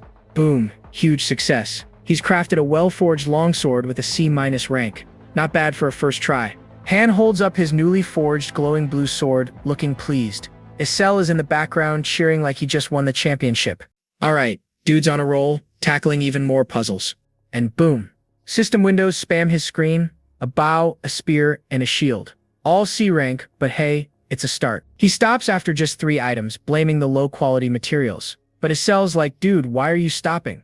Han plays it cool, explaining that making anything better would be too flashy. He's worried the master might get suspicious. And just like that, poof, they're teleported to the next stage. Welcome to the jungle, folks. Before the monsters can even say hello, Jenna unleashes an arrow. It's a freaking laser beam that zips right through one of them. So they've made it to the 4th floor. Jenna's floored about how awesome her new bow is. She's worried other players might try to yoink it. Nah, replies Han, not possible if it's an exclusive weapon made for you. He immediately starts barking orders for the fight. Jenna gets the harpy, Eren's on bodyguard duty for her, and Han will handle everything else. Eren nervously agrees. Good luck, buddy. The harpy screeches and dives right at them, leading the charge. Here we go. And Eren immediately loses his mind. He's just flailing his spear around like a wet noodle. Useless. A system message pops up, confirming his stats have been nerfed by 30% due to fear. Han grimaces. The rookie is totally agitated. Completely overwhelmed, Eren just screams and waves his sword around uselessly. Oh, but Jenna is having none of that. Wham! She slaps him hard on the face and screams at him to get it together. We'll die if we fail again, she yells. Are you okay with that? Damn girl, how hard you gonna slap someone to make their nose bleed? Her motivational speech actually works. A newly focused Eren promises to try his best as they face the horde together. With their tank finally tanking, the team actually works together, carving a path right through the monsters. Look at them go. Stage clear. Eren gets a level up, Han gets MVP of course, and the party gets some sweet loot. The second the adrenaline fades, Eren just collapses, gagging from the sheer horror of it all. Can't say I blame him. He totally bombed the level. He asks Han what's going to happen to him now. But then a system notification pops up. Eren has been added to favorites. Well, look at that. Han tells him he's not only alive but favorited by the master. Eren can't even believe it. His face is priceless. I made it, he screams, totally losing it with relief and joy. He's so happy he survived. Jenna's all smug, calling him subordinate number 2, but Han immediately shoots that down. But that word, subordinates, makes him pause as he heads for the armory. What's he thinking about? He thinks to himself, if anyone was his #1 subordinate, it would have been Niflheimer's Surus. A little bit of backstory for us. He remembers his old team. A full party of 5-6-star, level 99 heroes with custom skills he made himself. This guy was a whale. Since he was technically AFK from the game right now, his Vice Master Surus and the wise Urnith were probably running things in Niflheimer right now. Man, those guys were so smart he sometimes wondered if they were really AI. But now, trapped in this messed up world, he has a chilling realization. My friend, they weren't AIs at all. And bam! We cut to that very same headquarters. Surus and Urnith are having a very serious chat. Surus tells Urnith that she's leaving to investigate, putting her in charge of everything. Her mission? To find out what in the world happened to their master. Back at Han's current location, a storm of system messages floods the screen. The master is spending some serious cash to upgrade the home base. A restaurant gets built, the training center levels up, and the workshops get a massive upgrade. The master is on a shopping spree. And finally, the main square evolves to level 2, revealing a much fancier plaza. Talk about a glow-up. Jenna and Aaron are completely floored by the instant makeover. They're wondering if the master is some kind of god-tier mage. But Han just smirks. The master is just loaded. He's buying all these upgrades. He figures the master is having a blast playing the game. The players' reactions and one-of-a-kind battles are probably getting him all pumped up, not knowing they were all real. Han deduces from his login time that the master is some office worker who can afford to whale out on the game. Isel's thrilled though. It's better than having a broke student. Look, he just splashed out on some combos worth 65,001. Han knows this better than anyone. Pick Me Up is a classic pay-to-win game. A paying customer is always a good thing. And right on cue, a system alert. The master is starting a 10-pull summoning. Oh, this is going to be interesting. As the summoning portal roars to life, Han grins. It's about time we invite some guests for a housewarming. So there are 2 ways to summon new heroes. Regular summons use gold, while advanced summons use premium gems. Of course, the gem summons are way better. It's a classic gacha trick to get you to open your wallet. Han knows what's up. A crowd of 10 new people materializes on the steps, looking completely lost. Where am I? One asks. I was just at home. They start to panic, thinking it's all a nightmare. Han just watches them grimly, knowing how it felt himself. Han points his sword at a big bearded dude. He gets jumpy and demands to know who they are. Not gonna explain things right now, he says. Survive first and I'll explain to those who do. Isel takes over from there, yelling for everyone's attention. She starts calling out for anyone with a trade, like a carpenter. She rattles off a list: blacksmith, tanner, cook. And when the terrified crowd demands answers, she just screams, "Shut up." Jenna has no idea what's happening, but Han gets it immediately. Isel is sorting them into jobs for the new facilities. He thinks to himself that if the poor souls who died earlier had been summoned now, they might have survived as non-combatants. This dude is just so sentimental. It's all clicking into place for him. The entire system of the waiting room is changing. It's evolving right along with them, just like Niflheimer. With 10 new terrified faces staring back at her, Isel wastes no time. She gets right to business, trying to sort out the fresh meat. Jenna has no idea what's going on, but our boy Han gets it instantly. They're assigning roles because the base is starting to look like a real town. While Isel barks out orders, Han thinks out loud that now even useless ones can handle non-combat jobs and not have to die needlessly. So sentimental, that one. Suddenly, a system message pops up. Oh look, a patch update. The lounge system is changing and it's time to start forming parties. Han continues rambling. If you don't have stats, you better find a way to be useful, because useless people are just a waste of food. Han knows exactly what this is. It's a culling. The master is about to thin the herd by throwing these poor 1-stars into the dungeon. Survival of the fittest, baby. That portal glows with a terrifying light, like a digital maw just waiting to swallow these poor, unprepared souls whole. And just like that, we get our first casualty report. A player named John is already dead. Well, that was fast. Jenna is horrified, but Han is completely unfazed. He says there is no need to explain anything to people who die on the lowest stage. Ice cold, my friend. And another one bites the dust. Teddy is dead too. But our MC, ever the optimist, points out that while 2 died, 2 also managed to survive. The survivors are a total mess, absolutely panicking about fighting monsters. One of them, Descartes, is screaming that he can't do it. Not a great start, buddy. Seeing their fear, Aaron steps up like a true hero, shouting, "I'll fight with you." But Isel immediately shuts him down. "Not your fight, kid. Back off." Jenna seems surprised by Aaron's guts. With a heavy sigh, Han tells Isel to let him join. He needs more combat experience anyway. So pragmatic. So Isel asks the master. And what do you know? He agrees. Han just calls out his name as he's leaving. A tip pops up. Apparently, heroes who actually want combat perform better in it. Go figure. Han warns Aaron not to make a habit of this. Aaron gets the message and the newly formed party heads into the dungeon. The party is gone and Jenna immediately starts stretching and complaining about the potato-only diet. Han just thinks she has absolutely no tact. He's not wrong. "Oh look," says Han. "The sky's so bright, it's like God is looking down upon this world," which is probably code for something because Jenna stiffens immediately. But Han just smirks. "Don't worry, the God doesn't listen to every person's voice. In other words, nobody cares about your potato problems, Jenna." He explains that their feelings are just filtered and sent to the master as simple data points like an angry emoji for the terrible cooking. Okay. Just then, a message. Boom. Stage clear. The newbies emerge, grimy but alive. Han asks Eren for his kill count. 1, he says, looking proud. Han nods, satisfied. He understood the assignment. As they head back, Jenna can only think of one thing.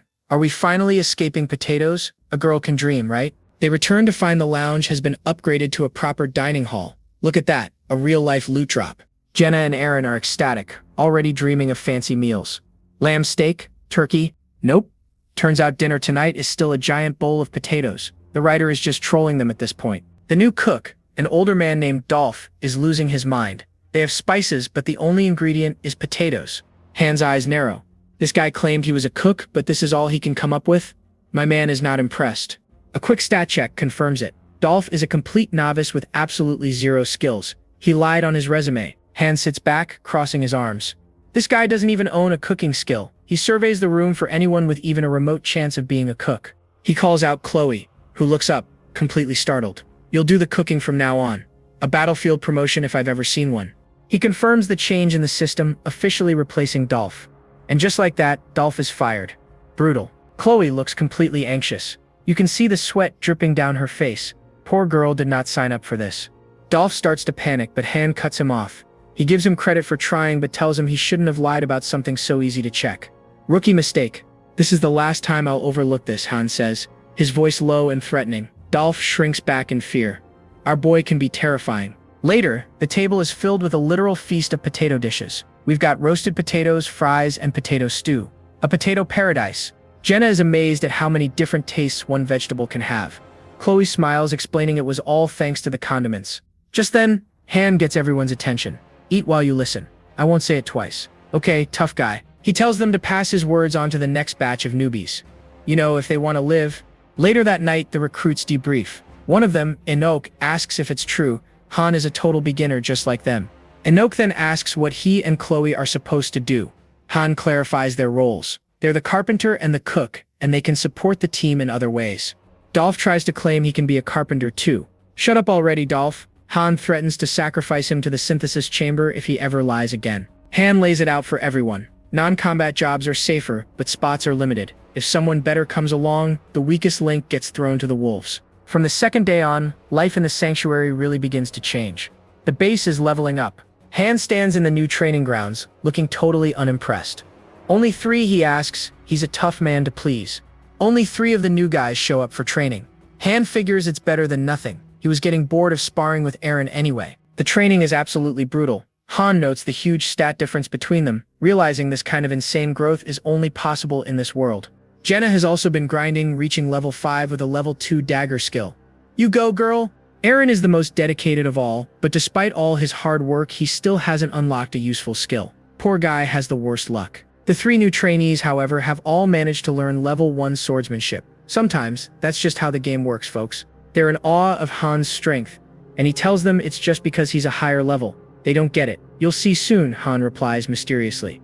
A few days later, another free 10 pull happens. This time, Han doesn't have to lift a finger. Eren and his new trainees handle the orientation themselves. The culling process is much more efficient now, with only 1 death this time. Jenna notes that more people just keep coming, and Han confirms it's never going to stop. Jenna grows concerned. "Why isn't the master going to the 5th stage?" she asks. It has been a while, to be fair. But Han knows why. The 5th stage is a whole different beast, and the master is still grinding to prepare his main party. Every 5 stages, the difficulty spikes dramatically. It's basically a boss stage, and you can't go in unprepared. The grim reality is, even with all their training, a lot of them are still going to die. But the others don't need to know that, so Han just keeps it to himself.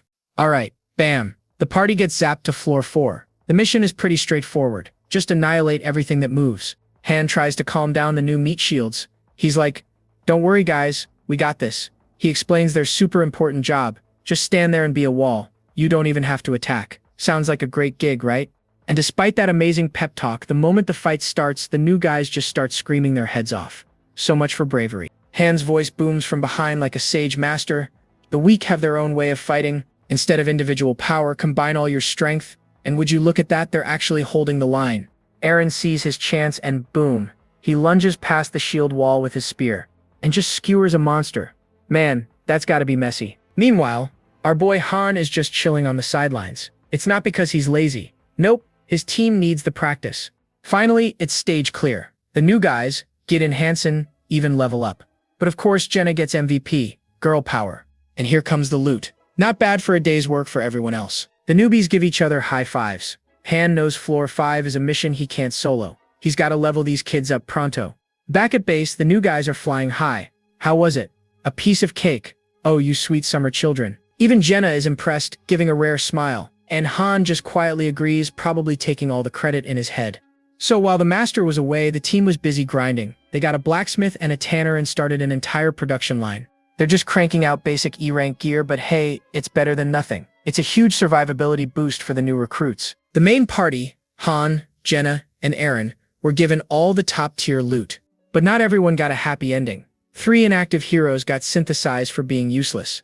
Yes, including Dolph, the dude who lied about being a cook. Yeah, he's now just a resource. A lesson to all you liars out there. A few days of grinding later, and the recruits are getting cocky. One of them is already whining, 4th floor again? I want to go to the next floor. Han turns to his cell and asks the big question. We'll head to the 5th floor today, right? Isel says yes, and Jenna looks completely shocked. Han gives the recruits a classic dad warning. This time it's going to be different. Don't get too comfortable, kids. And they're like, we got it. And with a flash of light, poof, they're gone. Off to the next adventure. They land in a totally new spot. We're talking a creepy ruined city with a giant busted tower. This does not look friendly. The team appears in a glowing blue circle right in the middle of a trash street. The welcome wagon seems to be missing. Eren's looking around like, where are the monsters? But Han immediately takes charge. All right, everyone, city center, let's go. But Han notices something else. No monsters and no people. His spidey senses are tingling. He realizes this isn't a subjugation mission. And just then, one of the recruits lets out a blood-curdling scream, pointing at a wall. What did he see? Oh, that's what he saw. A skeleton tied up and left to rot. Well, that's not a good sign. The whole team is rattled. Jenna points out the old bloodstains, and Han confirms what they're all thinking. This is a whole new level of messed up. Han, ever the strategist, tells Jenna to climb the clock tower and be their eyes in the sky. Classic move. Han yells up, what do you see? And at first she says it's just the city, but you can hear the hesitation in her voice. Then her face just twists in horror. She says, I really hope I'm seeing this wrong, but down on the ground, Eren is losing his cool. What is it, Miss Jenna? Spit it out. You can see the sweat rolling down her face as she tries to process the sheer terror of what's in front of her. Writer, you are killing me with this suspense. Finally, she screams her report. There are a ton of goblins outside the city, and they're coming this way. Han demands to know how many. Her voice just cracks as she says the number. Thousands. And pop. The system window confirms it. Floor 5. Survival. The enemy, 1,846 level unknown goblins. Oh, this is bad. Eren is freaking out, but Jenna confirms the number is real. Han, staying surprisingly calm, just tells her to get down. Han goes into leader mode. Listen up. It's not subjugation, it's survival. We just have to stay alive for a certain amount of time. That's easy for him to say. A recruit asks if they can just hide. Good idea, but nope. Han tries a door and gets hit with a big red access denied barrier. The game says you have to fight. Eren asks how long they have to survive. Han gives a grim answer, but it's a lie. He says 10 minutes, just 10 minutes after they get here. But we, the audience, know the truth. Our boy Han is thinking to himself, our luck is terrible. He's lying to them. And then the timer pops up. It's not 10 minutes. It's a full 30 minutes. 30. He lied by 20 whole minutes. As they run for cover, Han remembers a fun little fact from his past life. The survival rate for this kind of mission is only 9%. He also knows from experience that getting on buildings will only trap them. He yells at everyone to head for an alley. One of the recruits asks if they can find a better spot, but Han just shuts him down. There's no time to be picky. They find their battleground, a narrow intersection, a classic choke point. Good thinking, Han. He lays out the plan. The narrow path means they only have to fight one goblin at a time. It's their only chance against thousands. He sets up the formation. He and Eren guard an alley each. The recruits guard the third alley. He tells them to fight in shifts to conserve stamina. And Jenna? She's on standby in the middle. Her job is to save her arrows and only shoot when Han gives the signal. She's the secret weapon.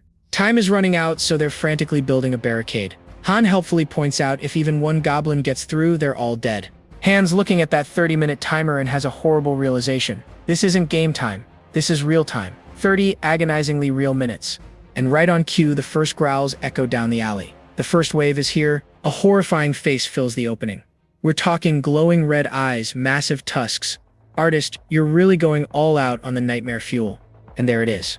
The timer flashes bright red and starts ticking down from 29 minutes and 59 seconds. The game is on, and the barricade is useless. The beast smashes right through it.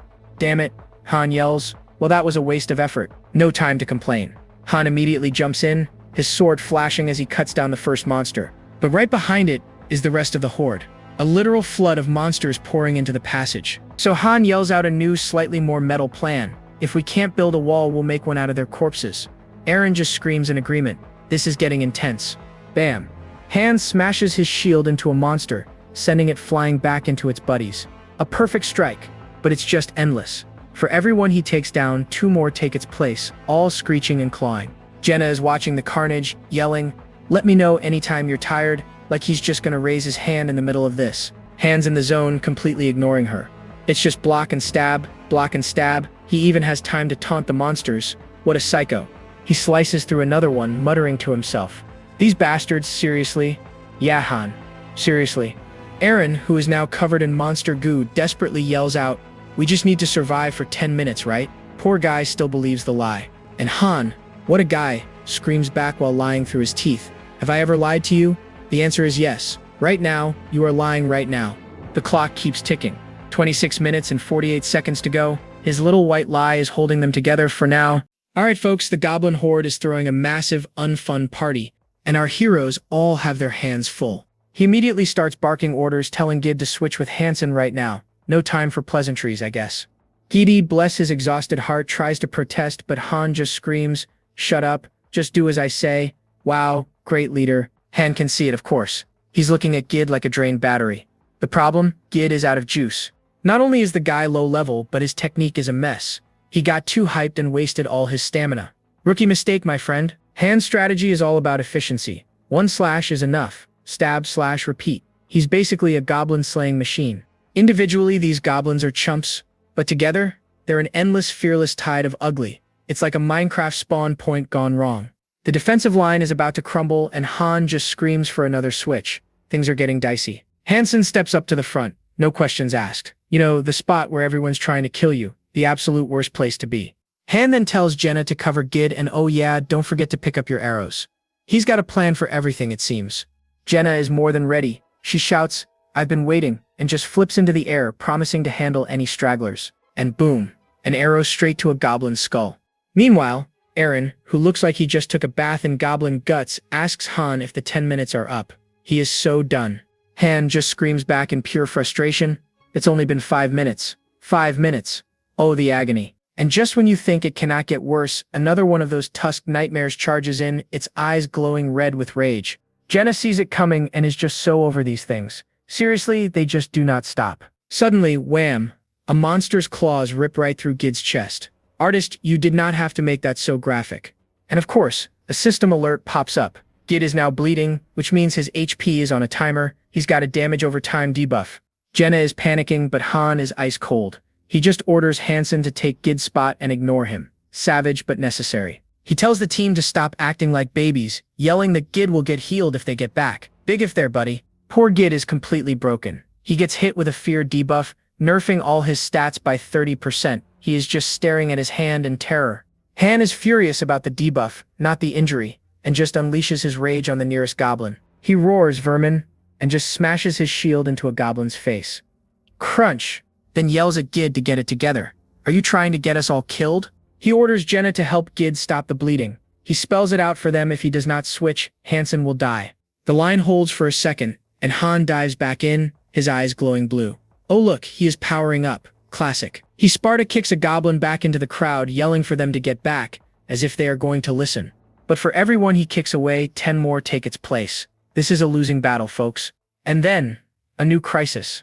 Hansen screams that his sword is blunt. The durability on these things must be terrible. Han turns to Gid, who is still bleeding, and asks if he can go back in. Gid grabs a new sword and says he is ready. The kid has guts, so they switch, and Han tells Hansen to fall back and fix his sword. Of course, Han knew this would happen. The sword is an upgrade, sure, but it is still just a basic iron sword. It is not endgame loot. But does Han care? Nope. If the sword does not work, he will just beat them down with his shield. Resourceful, I guess. Eren is hitting his limit again, but Han does not even let him complain. He just orders him to switch with Jenna. No rest for the weary. Jenna rushes in, telling Eren to take the break and not be a hero. At least someone on this team is supportive. Han screams there are only 3 minutes left. He curses. How can this 30-minute timer feel like an eternity? And then, almost immediately, he orders Eren to switch back with Jenna. His logic? Even 10 seconds is a long break. This guy is a monster. The frantic rotation continues. Hansen, looking completely drained, swaps back to the front. This is just painful to watch. Han then tells Jenna to start providing covering fire on Hansen's side. He is trying to manage the pressure, but everyone is on fumes. But there's a problem. He spots Jenna's quiver. She's almost out of ammo. But they don't have a choice. We will all die if they break through, so use every last one. The desperation is real, my friends. So with grim determination, Jenna follows the order, knocking her arrow. She knows what is at stake. She lets loose her final shots, even managing to skewer 2 goblins at once. What a legend. Her aim is incredible. One arrow even hits a goblin right in its glowing red eye. Bullseye. But on the front line, Gid is completely done. He is gasping for a switch. But before he can step back, a sword pierces him in the gut. Yikes. Jenna quickly shoots the goblin down, but is shocked when Gid collapses. And then the system message flashes. Gid is on the brink of death. Well, that is not good. His health bar is basically a meme coin at this point. Seeing this, Han absolutely loses it. He lets out a furious roar and just starts swinging his sword with everything he's got.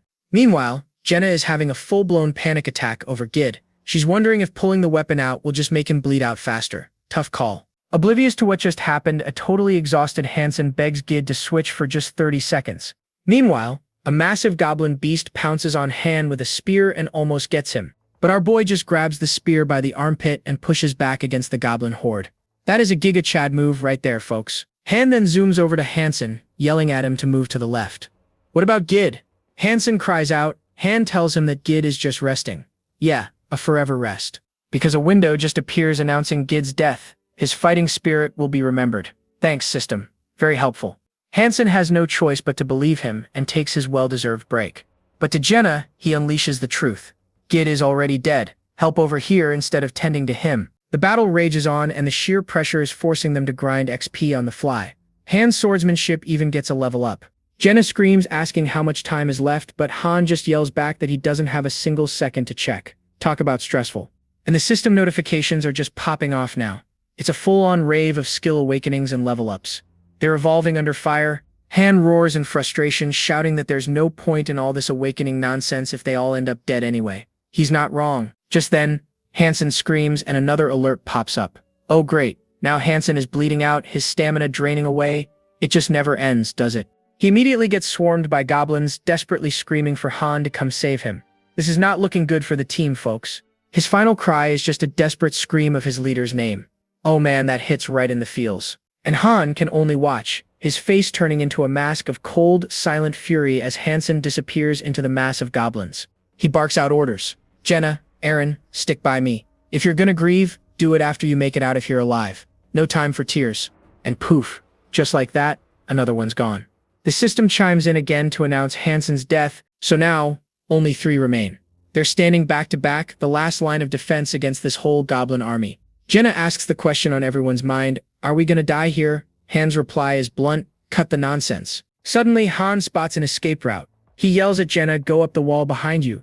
No time for questions. She hesitates, not wanting to leave them. What are you talking about? Han just yells back, I'll go after you. Just go.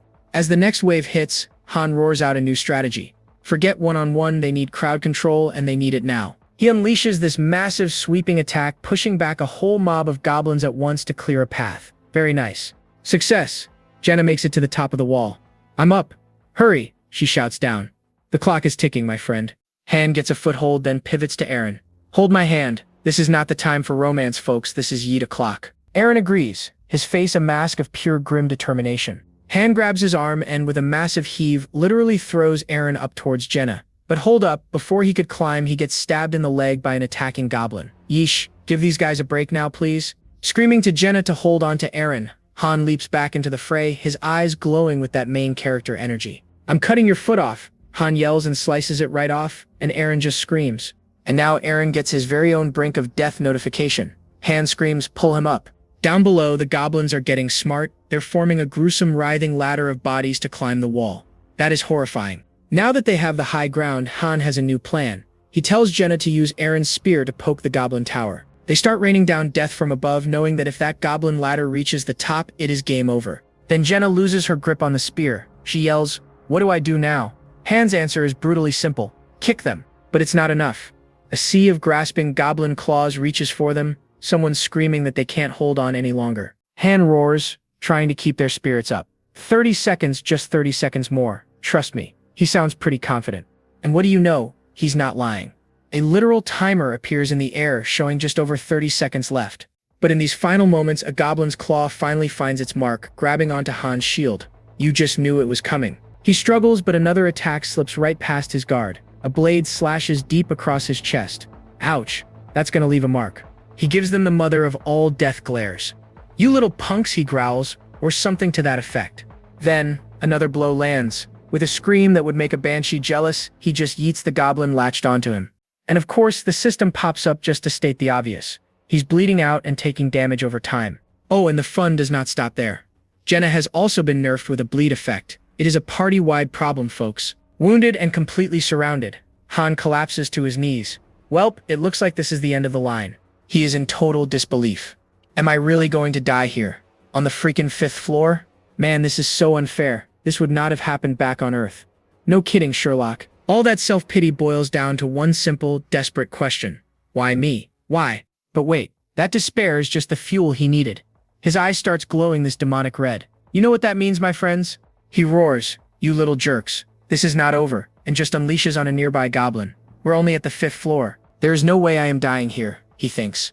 As another goblin lunges, Han meets it head-on with a vicious upward slash, screaming that he refuses to die here. He completely vaporizes its head and just snarls for the next one. Okay, psycho mode activated. And just like that, a new skill awakens. Berserk. Ah, the classic rage-induced power-up. We love to see it. But this new power is taking a serious toll. Even breathing is becoming a struggle for him now. Every single part of his body is just screaming in agony. But giving up? Nah, that is not in the script for our MC. Han just screams at the whole horde. All right then, bring it on. He is ready to go down swinging, putting every last bit of his strength into one massive sweeping attack. And, snap. His sword just shatters into a million pieces. The poor thing could not handle his berserker rage. But even without a weapon, he is not finished. The goblins are rushing in for the kill. And what does he do? He roars, ready to fight them with his bare fists, screaming, I will never stop. And then, the timer hits 0. Right at the last possible second. Talk about clutch. Everything just stops. The entire goblin horde freezes mid-charge, like a bad internet connection. They turn into these creepy, frozen statues. A goblin's claws are literally inches from his face. All three are just standing there, completely stunned, surrounded by a bunch of goblin ice statues. The danger was so close, there is literally a frozen goblin hand just chilling on Eren's shoulder. Creepy. And then, ding, stage clear. They leveled up, and of course our boy Han is the MVP. And here comes the loot. Not bad for a near-death experience. A flash of light teleports them out and a new message appears. The daily dungeon is now unlocked. The grind never stops, my friends. They drop their weapons in relief. Han and Jenna just stare silently at the grim reminder of who did not make it back. The survivors are completely gassed, just trying to catch their breath after that ordeal.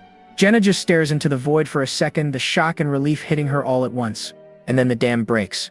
She starts laughing like a maniac with tears of relief streaming down her face. Han is in his own world, replaying what just happened. Give me a hand? Jenna asks, completely spent. I have no strength left.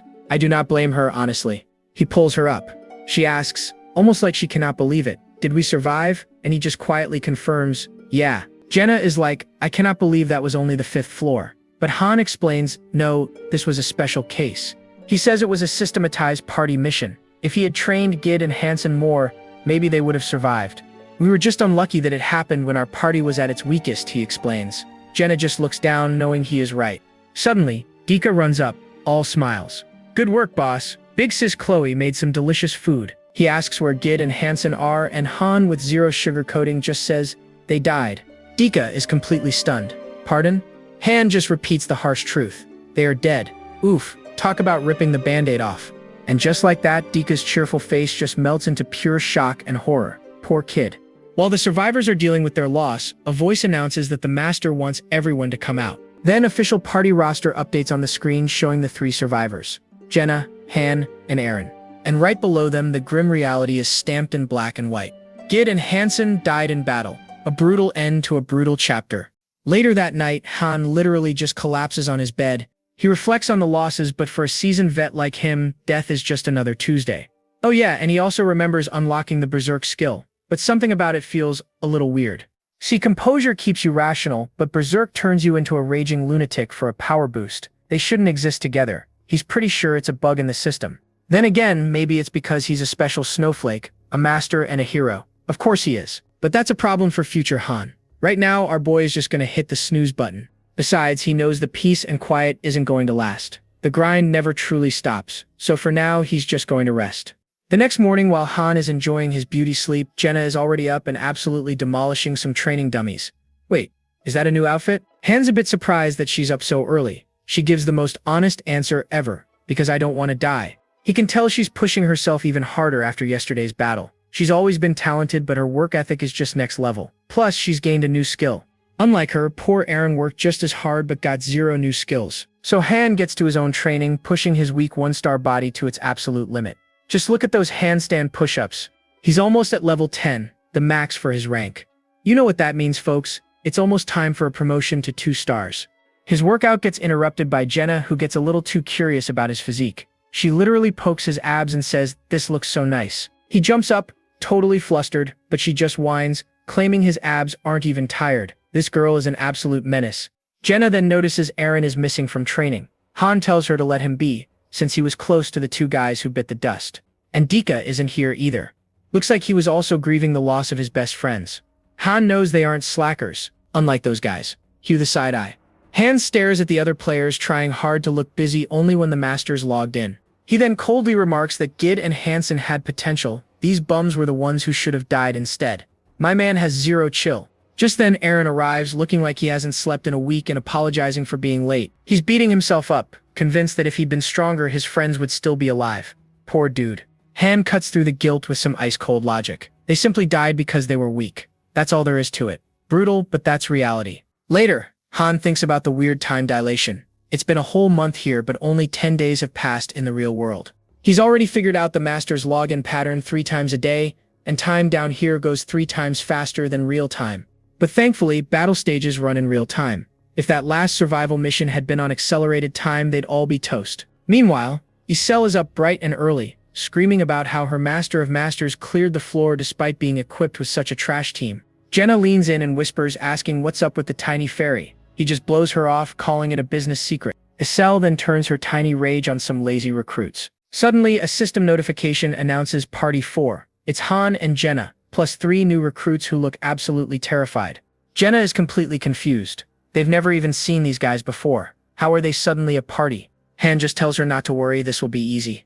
They're all standing in front of a big glowing blue gate. The gate activates, revealing their destination, the daily dungeon, Kendert Forest. One of the new guys, Owen, nervously asks if Han is actually going to fight alongside them. Han asks for his name. Owen introduces himself but admits he probably won't be much help. Don't worry, buddy. No one expects you to be. But Han reassures him with a bombshell.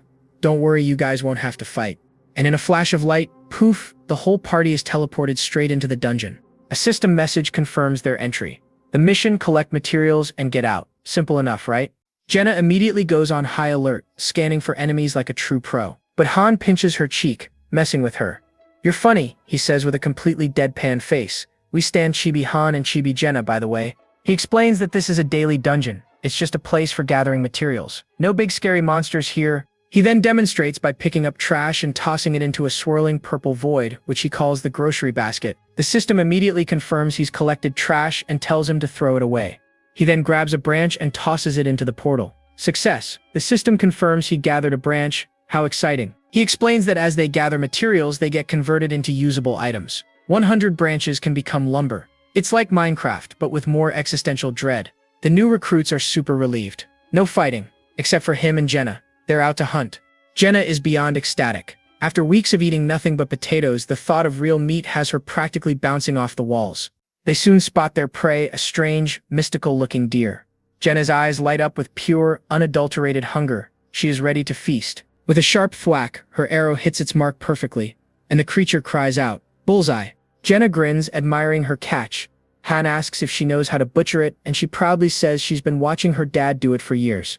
She immediately gets to work, expertly dressing the carcass while Han just watches on. This girl has skills. He tells her finish up and drop them all into the portal. He's sick of potatoes too, and he's got his own hunt to finish. Han ventures deeper into the forest, checking the timer on his wrist. He's got about 30 minutes left. The clock is ticking. And there it is. He's found the rare monster of the forest, the queen, surrounded by her whole squad. This creature drops a low-rank attribute stone, which is exactly what he needs for his promotion. A rare drop, but our metagamer knew exactly where to look. Without a second of hesitation, Han makes his move, startling one of the deer. Here we go. In a literal blur of motion, he closes the distance and decapitates it before it can even blink. Then another one comes charging. He dispatches the rest of the herd in an instant, landing coolly in front of the horrified queen. What an entrance. Then he taunts her. Your boyfriends are all dead. Feels awesome, doesn't it? This man is an absolute menace to society. The queen lets out an angry snort. Oh, looks like this one isn't going down that easy. Face to face with the enraged queen, Han just grins, his eyes glowing as he issues a simple challenge. Bring it on. My man is ready for a boss fight. In another part of the forest, it's nice and quiet when suddenly one of the new recruits screams his head off. Because lurking in the shadows is a demonic Bambi with glowing red eyes. Seriously, this thing is pure nightmare fuel. But hold on a hot minute. Han pops up, covered in gore and holding its severed head. Are you Han? The guy asks. He drops the head with a thud and snarks, can't you see? Jenna is just staring, completely stunned by its size. Han, looking totally wiped, just tells her to quit gawking and help him out already. So while Jenna collects the queen's blood, Han tallies up their loot, 2 deer and a boar. That's enough to feed everyone for a good while. She asks why he bothered dragging the whole head back. Han just explains that the horn was too tough to cut off separately. But wait, Jenna reveals she's an expert. It's a female with a horn, something she knows from living in the forest for so long. And just like that, a system notification pops up. By flexing her knowledge, Jenna has awakened a new skill, Hunter of the Forest. Han checks out the D-rank elemental stone they got from the kill. With Jenna's skill, leveling up would be easy for her. Back at base, it's party time. After days of eating nothing but potatoes, the team finally gets to enjoy some real delicious meat. Jenna is all smiles watching everyone eat. But Han, who never takes a day off, tells her to follow him after she's done. The grind never stops. He's already planning their next grind. The daily dungeon has rotated to the Sinmeal Plateau, which means they can farm different kinds of elemental stones. Without wasting a single second, the two of them enter the lowest rank of the plateau. Smart move. No need to get wiped on day one. Jenna seems a little confused, wondering how gathering materials makes them stronger. Han has to spell it out for her. They're here for the elemental stones. Stepping onto the plateau, Jenna is absolutely mesmerized by the beautiful sunset. It's a rare moment of peace. Han, however, spots something way more practical. Plants of life. You know, the key ingredient for making healing potions. And bam! A massive shadowy wolf lunges at them from the bushes. But our girl Jenna is already loosing an arrow. She was born ready. The wolf lies dead on the ground, crackling with energy. Jenna's grinning. One wolf is just easy mode. Han tells her to finish it quickly before its blood attracts more enemies. So she gets to work, harvesting the materials like a pro. And look at that. Another score. A low-rank water elemental stone. Han tells her to rip out its teeth and claws for crafting. Gruesome but effective.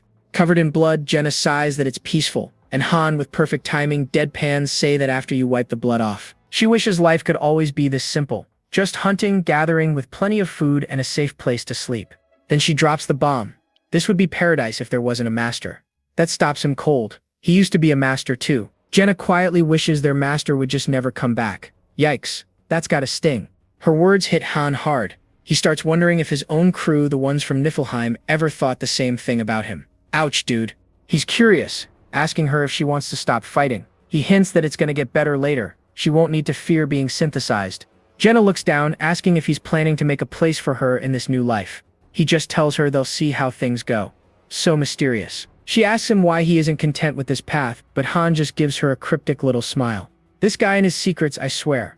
A few days later, the team gets teleported into a new mission. This time it's an exploration of a totally unfamiliar location. Dika, who has officially joined Party 1, looks super eager to prove that he belongs here. You got this, buddy. Eren is already on edge, realizing this isn't some simple daily dungeon. Han confirms that it's a rare exploration mission. Fearing a repeat of the disastrous 5th stage, Eren starts to panic. Han just barks at everyone to lower their voices and get down now. They take him a little too literally. Han just sighs, I meant hide, not lie flat on the ground. Artist, that tiny Han is perfect. He tries to calm Eren down, telling him not to be nervous. If they just meet the mission requirements, they'll clear the stage safely. Easy peasy. Nearby, there's a patrol of 3 level 8 goblins, and they're trying to decide if they should attack. But Han spots something crucial. One of them is carrying a horn. That can only mean one thing. They have backup nearby, and this is a trap. He sends Jenna up a tree to scout, and she confirms his suspicions. There's a whole goblin village just up ahead. She leaps down, reporting a force of about 100. Han knew it. If they'd charged in blind, they would have been totally overwhelmed. Time for a new plan. Han orders Jenna to snipe the goblin on the right, while Eren will take the other one after Han gets its attention. He tells Dika to just stand by and provide backup only if things go completely wrong. Poor Dika looks so confused. The plan kicks into motion. Jenna's arrow flies true, hitting one goblin right in the head. Perfect shot. At the exact same time, Eren leaps forward, bringing his spear down hard on the second goblin. That's some beautiful teamwork. The last goblin starts to panic, raising its horn to call for reinforcements. Oh no, you don't. But he's way too slow. In a flash, Han appears and decapitates him. Too late to call for help. What an absolute savage. With that threat neutralized, the system calls it stage clear. And who gets MVP? Our boy Han, of course. Dika looks up, totally relieved, asking if it's finally over. But Han, our resident galaxy brain, knows this is just the appetizer. Not yet, he says, before running off to scout ahead. Classic Han. See, his big brain is already working. The fact that they can explore now is a massive clue from the game masters about the next stage. And his little scouting trip reveals, oh boy, a full-blown goblin fortress, complete with watchtowers and giant, angry-looking wolves on patrol. Yeah, this is not just some random goblin camp.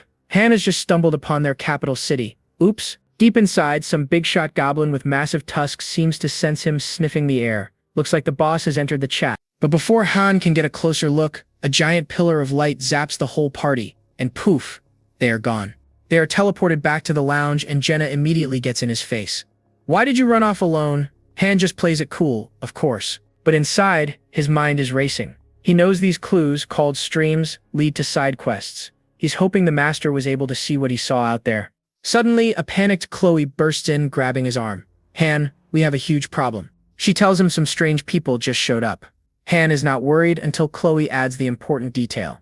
They have weapons. That gets his attention. Han's eyes get serious. They're here. And bam! A squad of 5 seriously intimidating high-rank heroes appears. The system introduces them as the pulverizing wolves mercenaries and that they already have a strong bond. They all probably know each other at this point. Han immediately asks Isel if the master paid for this. She confirms all giddy that he bought the newbie potent package. Pay to win, baby.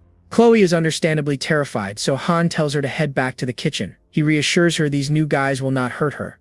Ah. Look at him being nice. Han tries to act like this is totally normal. He dismisses his party, but you can cut the tension with a knife. As everyone scatters, Jenna spots one of the new heroes standing by herself. Being the friendly person she is, she decides to go say hello. The new girl seems a bit shy, but introduces herself as Edith Callan. Jenna then introduces herself, then Han, calling him a warm-hearted guy despite his grumpy face. But Han is not listening. He is already pulling up her stat sheet. A 3-star thief with high agility and low health. Better with a dagger than with a bow. Han sees an opportunity for some good old-fashioned interrogation. He immediately asks Edith if she has a minute to talk. So they all sit down and Han cuts right to the chase. He asks Edith straight up what she knows about this place. Edith admits she has no clue how she got here. All she remembers is being summoned to fight. But when Han brings up synthesis, she recoils. She knows it means sacrificing others. That is Han's aha moment. Higher rank means more info. Edith confirms it. Back in her world, Halcyon, she was part of the pulverizing wolves mercenaries. So the master did not just summon random heroes. He summoned an entire established mercenary group, and they are way stronger than our original B team. Jenna is totally fangirling over the whole mercenary thing, calling it cool and romantic. Edith looks at her like she has grown a second head. Before Edith can explain the not-so-romantic parts, Isel cuts in. He tells her the master is calling for her and her mercenary buddies in the plaza. Elsewhere, a heavy boot stomps the ground. A huge, angry dude demands, Who is it? Who dares summon me? Someone has got an ego. Edis just sighs and tells him it was the master. Let's go, she tells her friends. The fun is over. Meanwhile, the big guy, Jaken, is already destroying a giant chicken leg. He seems pretty excited to meet this so-called master. And here comes poor Chloe again, completely freaking out. Apparently, Jaken just stole a piece of meat that could have fed 5 people. Jenna is ready to throw down over the stolen meat, but Han holds her back. He tells her they should just head to the plaza for now. Smart move. Over in the plaza, the system makes it official. Party 5 is now the pulverizing wolves with their leader Avant in charge. And the townspeople are losing their minds. One guy points out that the new guys are all geared up. Han's response? Yeah, I have a weapon too, genius. The guy complains that they just do not look like good people. And the rest of the slackers are quick to agree. The fear is real, folks. The mercenaries, however, could not care less about their feelings. Yahello tells them the master is waiting and they charge off, ready for action. Han asks Jenna for her take on the new crew. She thinks Edie seems nice, but she is getting bad vibes from the rest of them. And right on cue, the persistent villager shuffles over to Han, practically begging for protection. Han just gives him that psycho smirk. For free? He asks. You can practically see the guy's short circuit. Then his face goes cold. He calls them out for being useless slackers during training, only to come crying for help now that someone stronger is here. He's thinking about how they faked their way through every session, ate food they did not hunt, and wasted every chance to improve. They're basically leeches. His eyes flash with that dangerous purple light. Get lost, he snarls, before I get angry. And you do not want to see this guy angry. So yes, the pulverizing wolves are officially here, and let me tell you, they are a whole different level of hero compared to our original cast of misfits. Han goes full drill sergeant on the slackers, his eyes glowing with purple energy. He's basically like, get lost, before I get really angry. And yeah, the message was definitely received. Look at this poor guy's face. He's about to cry. So the cowards all scamper off, leaving our main trio to stand there and look cool. Han explains to Eren why he was so harsh. While you were getting your leg chopped off and bleeding out, these guys were taking a nap. Fair point, I guess. Then Han's super senses kick in and he spots Dika's bruised face. Dika, did you just fight? And Dika is just shocked he even noticed. Eren sheepishly explains it was just a simple duel. Sure it was. Han seems to buy it and tells them to go get some rest. But as they're walking away, Jenna stays. Hey, why aren't you going in? Han calls her out. After only a few minutes, this edgy-looking group, the pulverizing wolves, emerges from a dungeon. Their musclehead, Jaken, is already complaining. Just goblins? That's not even a warm-up. Their leader, Avant, immediately locks onto Han. And who are you? He asks. And our boy Han just gives him this epic, confident smirk. You know the one. Just chilling on a bench, Han fires back. Isn't that none of your business? Jaken instantly gets in his face, yelling, Who do you think you are? But Jenna jumps in, pointing out that they started with the trash talk first. Go, Jenna. So Avant introduces himself as the captain of the pulverizing wolves. Han, still not getting up, just coolly gives his name in return. Avant asks if he's a mercenary too. No, Han says with a grin. I was a farmer. I love this guy. Yeah. Avant is not buying that for 1 second. Look at that completely unimpressed face. He glances around. Are those people who just left everyone here? Han confirms, asking what of it. Avant's eyes narrow. I see. Oh, that's never a good sign, my friend. Suddenly, out of nowhere, the master does a 10-pole summon. Han finds out the reason soon enough. The master had started synthesizing, which is a fancy word for sacrificing heroes to power up others. Yikes. A bunch of terrified, newly summoned heroes appear and Isel immediately starts throwing a tantrum. The master has summoned more useless people again. Isel starts calling out names, ordering them into the creepy synthesis building. One guy panics, wondering how she even knows his name. Before he can even react, bam, Jaken grabs him from behind. Are you Daman? You look like a Daman. Jenna is watching this unfold in horror. No way, but they just arrived. Han's grim expression says it all. Yup. Avant orders Jaken to grab another recruit, Lexigel, sending the whole crowd into a full-blown panic. And so Jaken just starts dragging these 2 screaming dudes toward the glowing doors of the synthesis center. This is dark, folks. Jenna is furious. This is wrong. At the very least, they should be given a chance. Han doesn't argue. He knows the master is making a huge mistake. See, it's true that most 1-stars are trash, but there have been great heroes that came from being a 1-star. And you'll never find out if you just synthesize them. A moment later, Jaken emerges glowing like a Christmas tree. Haha, I feel like I've gotten a lot stronger. Avant calls out more names, and the remaining recruits just scramble in terror, begging for their lives. This is a total nightmare. Avant's goons move in to round them up, stop them from getting away. But Avant notices Edis isn't moving. What are you doing? Aren't you also a part of the pulverizing wolves? Edis just looks down, clearly not okay with turning people into XP potions. We might have a good one here, folks. She reluctantly draws her blade. But hold up. Isel, send a tip to the master, Han suddenly commands. At his command, Isel summons a magical keyboard and starts typing like a woman possessed. Hey, maybe try using the one-star heroes before you turn them into dust? Han takes a moment to reflect. He knows he's not the same person he was. This world has fundamentally changed him. Jaken stomps over, furious. Who are you to get in our way? Han just smirks. Get in your way? I was just giving some friendly advice. Then he doubles down with the ultimate taunt. Why? You not happy about it? And that's it. Jaken completely snaps, screaming, "You lunatic," as he lunges forward to attack. But his punch is stopped short by an arrow that zips right past his face. Whoosh! It's Jenna, with her bow drawn. I missed on purpose, she says, looking awesome. Jaken just whirls around, roaring. Edis tries to be the voice of reason, but Avant literally shoves her aside, yelling, "Shut up." The mercenary captain pulls out the ultimate Karen line. Do you know who we are? And Han, still sitting down, just coolly says, I do. His eyes start glowing, and he delivers the coldest line yet. You're trash. And the system is like, yep, that's official. Hostility has been declared between Han and the pulverizing wolves. Isel flies between them, panicking. Stop. It's forbidden for heroes to fight each other. The master will punish you. Han is not even a little bit worried. He just crosses his arms. I don't think it's forbidden, though. Gotcha right there, Isel. Then he looks right at Avant. Hey, let's be honest. You guys aren't really mercenaries, are you? Avant flinches for a second but tries to play it cool. What are you talking about? Of course we're mercenaries. Han's grin gets even wider. Don't lie to me. You're a troop of thieves. Exposed. Avant's face gets dark. I'm trying to be nice here, but you keep crossing the line. You want me to cut you in half? Han turns to his cell and explains that people like this will only cause chaos and lower the team's efficiency, thinking like a top 5 ranker. Which means, he says, they're trash that needs to be gotten rid of. Isel looks absolutely horrified. With a flick of his wrist, Han makes his move and announces open duel.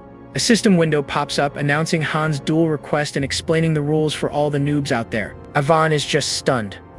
Are you completely nuts? What did we even do to you? Han's answer is ice cold. Just think of this as a crazy dog biting you. My man is an absolute menace. He then breaks down their entire strategy perfectly. They scouted the area, saw no one strong, and decided to take over. Classic villain move. Han throws down the challenge, saying even if Avant consumes a new recruit, it will not be enough. Avant just sneers, are you saying you will become a sacrifice? Jenna can't believe what she's hearing, but Han lays out the insane stakes. If I win, I will consume him. If he wins, he will consume me. A true deathmatch. And you can see it on Avant's face. That vicious smile says it all. He is 100% in. The system confirms it. Avant has agreed to the duel with the synthesizing condition.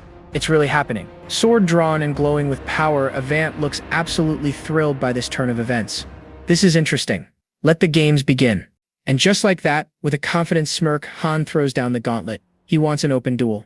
The system sends a pop-up to the master. Oh, and get this. It is a deathmatch where the loser literally gets synthesized to the winner. And look at this guy, Avant. He looks way too pleased with himself. You can just feel the predatory smile in his voice. The master is clearly having second thoughts, with the cursor hovering over the no button. Anything is a coward, huh? Han thinks to himself. He tells Jenna to get the other terrified recruits out of there. She looks back, worried, asking if he will be okay all by himself. Another message is sent up to the master that he's confident he'll win this. Another request for a duel is sent up to the master. This time he chooses yes. So the choice is made. The system officially announces the duel between our 1-star Han and the 3-star Avant. This should be good. Han lays out his rules, saying it's over when one person surrenders.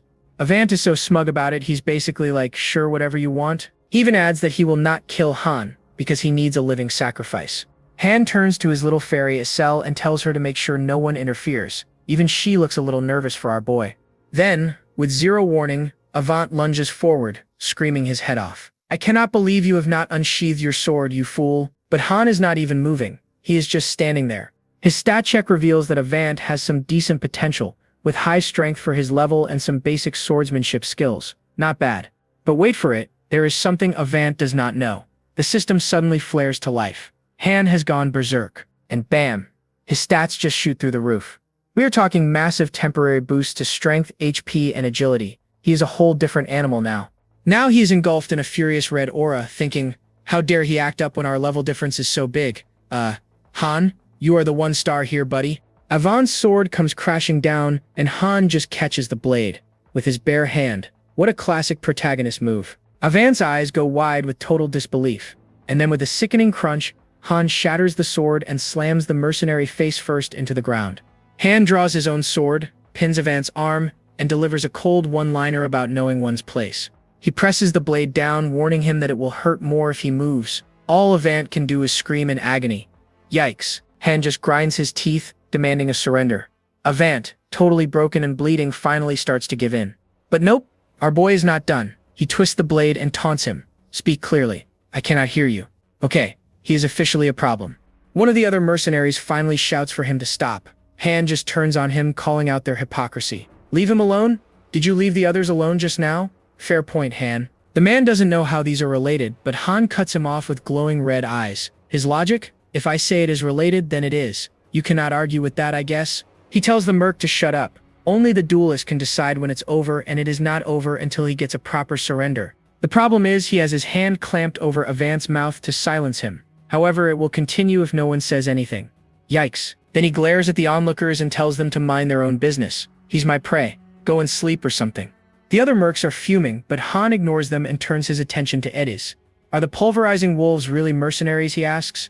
Edis looks away in shame, admitting that they used to be mercenaries, but now they are just a group of thieves. Han's lips curl into this vicious grin as he twists the knife. You're a thief troop who's just going around backstabbing those who hired you. His glowing red eye focuses right on her. Why are you with them? She stammers that it was her father's request, but Han's voice is pure ice. Edis, think carefully. And here comes the ultimatum. Are you going to be with trash like them? Or will you come over to my side? Talk about a high-stakes job offer. Jaken, the big burly merc, just erupts in fury. How dare you? Han does not even flinch. He just calls the guy a noisy small fry. The disrespect is absolutely unreal. Jaken starts threatening Adis about the consequences of betrayal. Meanwhile, Avant is struggling for his sword. Don't even dare, Avant. Han smashes his head into the ground again. The end for a trash. So brutal. Then he casually repeats his offer to Edis. Come over. We happen to need one person. Jaken can only stand there and rage. Edis is trembling, caught between two absolutely terrifying options. After a super tense moment, she finally makes her choice. She steps away from her old crew. The system makes it official. Edis has quit, and the whole mercenary group has been disbanded. Poof. Han just dismisses the last three guys. I do not have business with you. Get lost. They're absolutely seething with rage. With that mess cleaned up, he turns back to Avant. The guy is trying to surrender and threaten revenge at the same time. Han is over it, but it is too late. The other mercs see their leader is about to get consumed, and they charge back and screaming. Bad move, fellas. Isel, our star referee, zips right in front of them. The duel is not over. You cannot interfere. They do not care, and they threaten to kill the cute little fairy. That was exactly what Han was waiting for. His voice is a deathly whisper. Gotcha. Goodbye. Isel now looks down at them with an ice-cold expression. I will not let it slide a second time. Artist, you are killing it with these psycho faces. A wave of dark power just erupts from the tiny fairy. Do not mess with Isel. Her eyes glow red. Her voice is all distorted and powerful. I said, do not interfere. I am officially terrified of the fairy. And then one by one, the system announces their deaths. Jaken, Wave, and Bainin are all gone. And the cause of death? Get this. Sudden death due to stress. She literally scared them to death. Then she immediately drops the scary act and excitedly asks Han for praise. He just calmly says, you did great.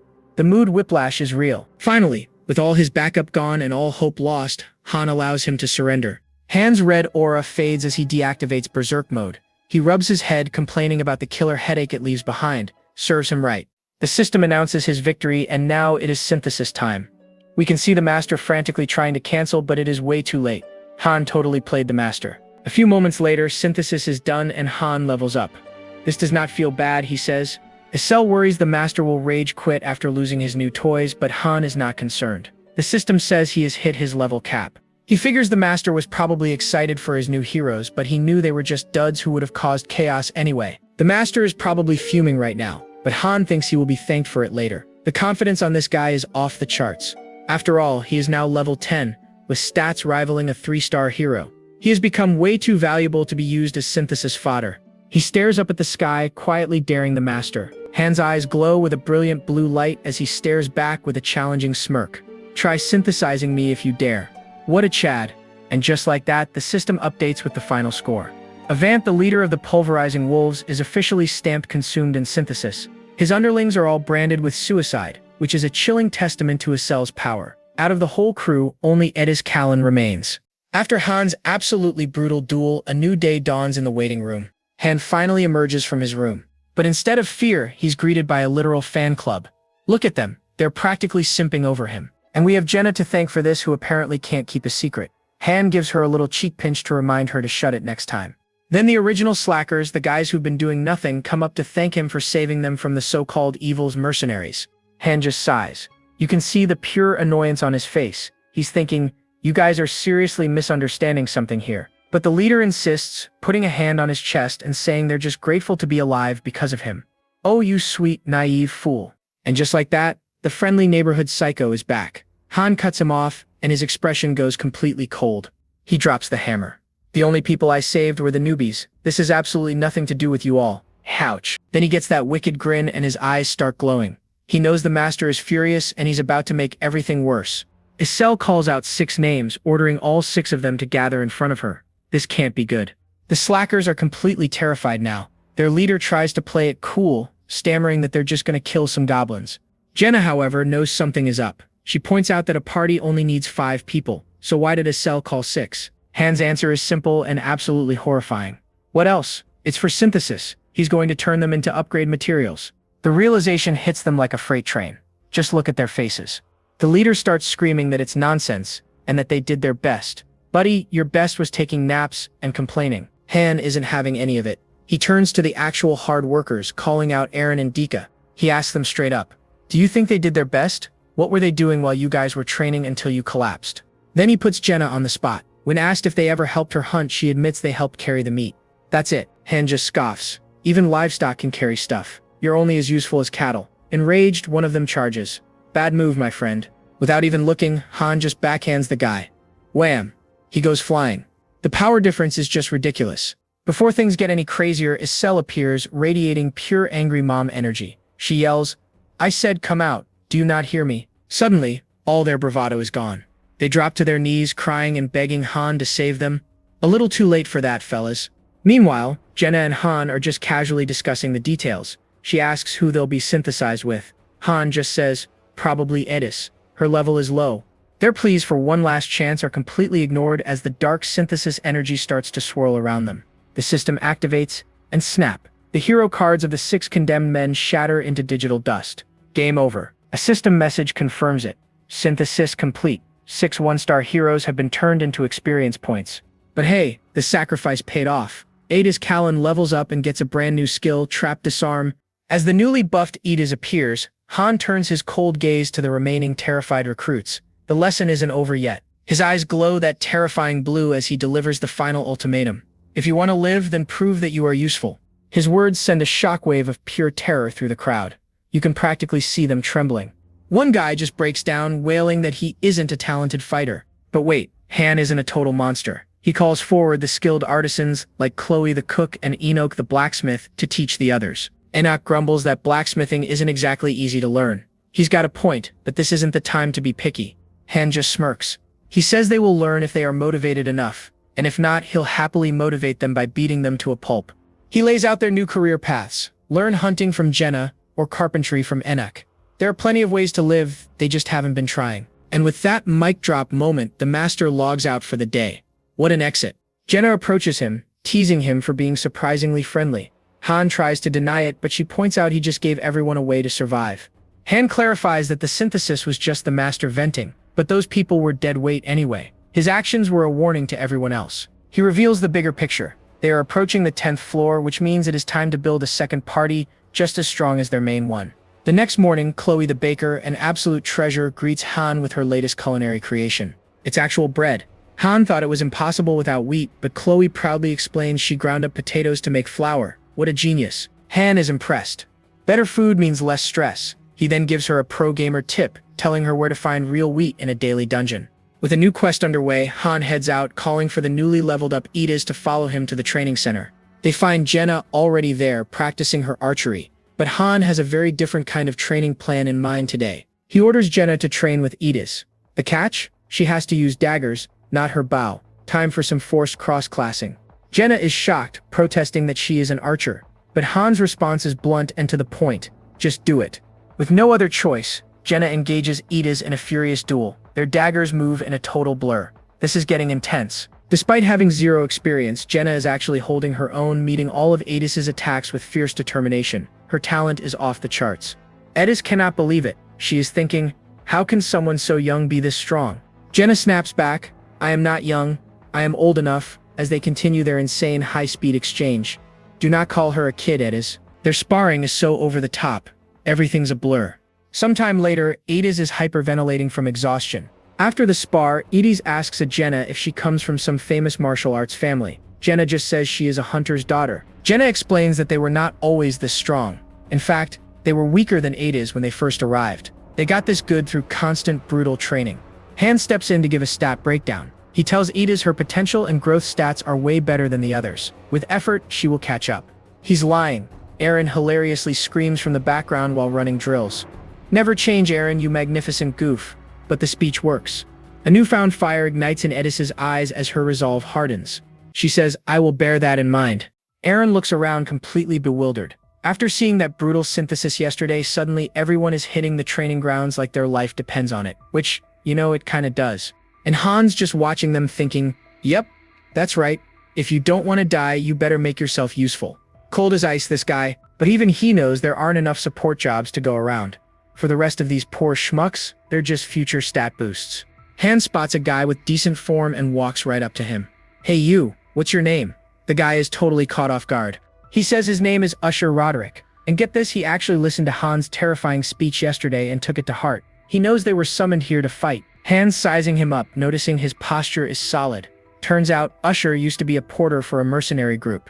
Basically a professional roadie for dudes with swords. And it seems Usher picked up a few moves along the way, since he always dreamed of being a mercenary himself. A kid with ambition. Oh, and you can just see the gears turning in Han's head. That is not a friendly smile, folks. That's the smile of a cat who just found a new toy. All right then, Han says, cracking his knuckles. Let's see what you've got. Poor Usher just nervously agrees, probably wondering what he just got himself into. That night, the culling continued. Two people who refused to be supporters were just straight up sacrificed for synthesis. The master really doesn't care about personal choice, does he? And guess who the lucky recipient of that synthesis was? Our boy Usher, who gets an instant boost to level 3. Talk about a shortcut to power. Meanwhile, the rest of the recruits are grinding in the daily dungeons, but the one they really need, the Israelita mine with all the firestones, is still locked. The very next day, at the crack of dawn, Han decides it's time for a team meeting. Because who doesn't love a mandatory meeting before the sun is even up? And Jenna is speaking for everyone when she complains about being dragged out of bed this early. Seriously, what could be so important? From across the yard, Han just tells her to be quiet. Then he hits them with a pop quiz. Anyone know why I called you here? They all just stare back at him with blank faces. Not a single clue in the entire group. Just pure, unadulterated confusion. Dika, bless his heart, tentatively raises a hand. To decide the party members? A bold guess, my friend. A bold guess. Jenna's like, wait, doesn't the master decide that? But Han just brushes her off. I can make suggestions.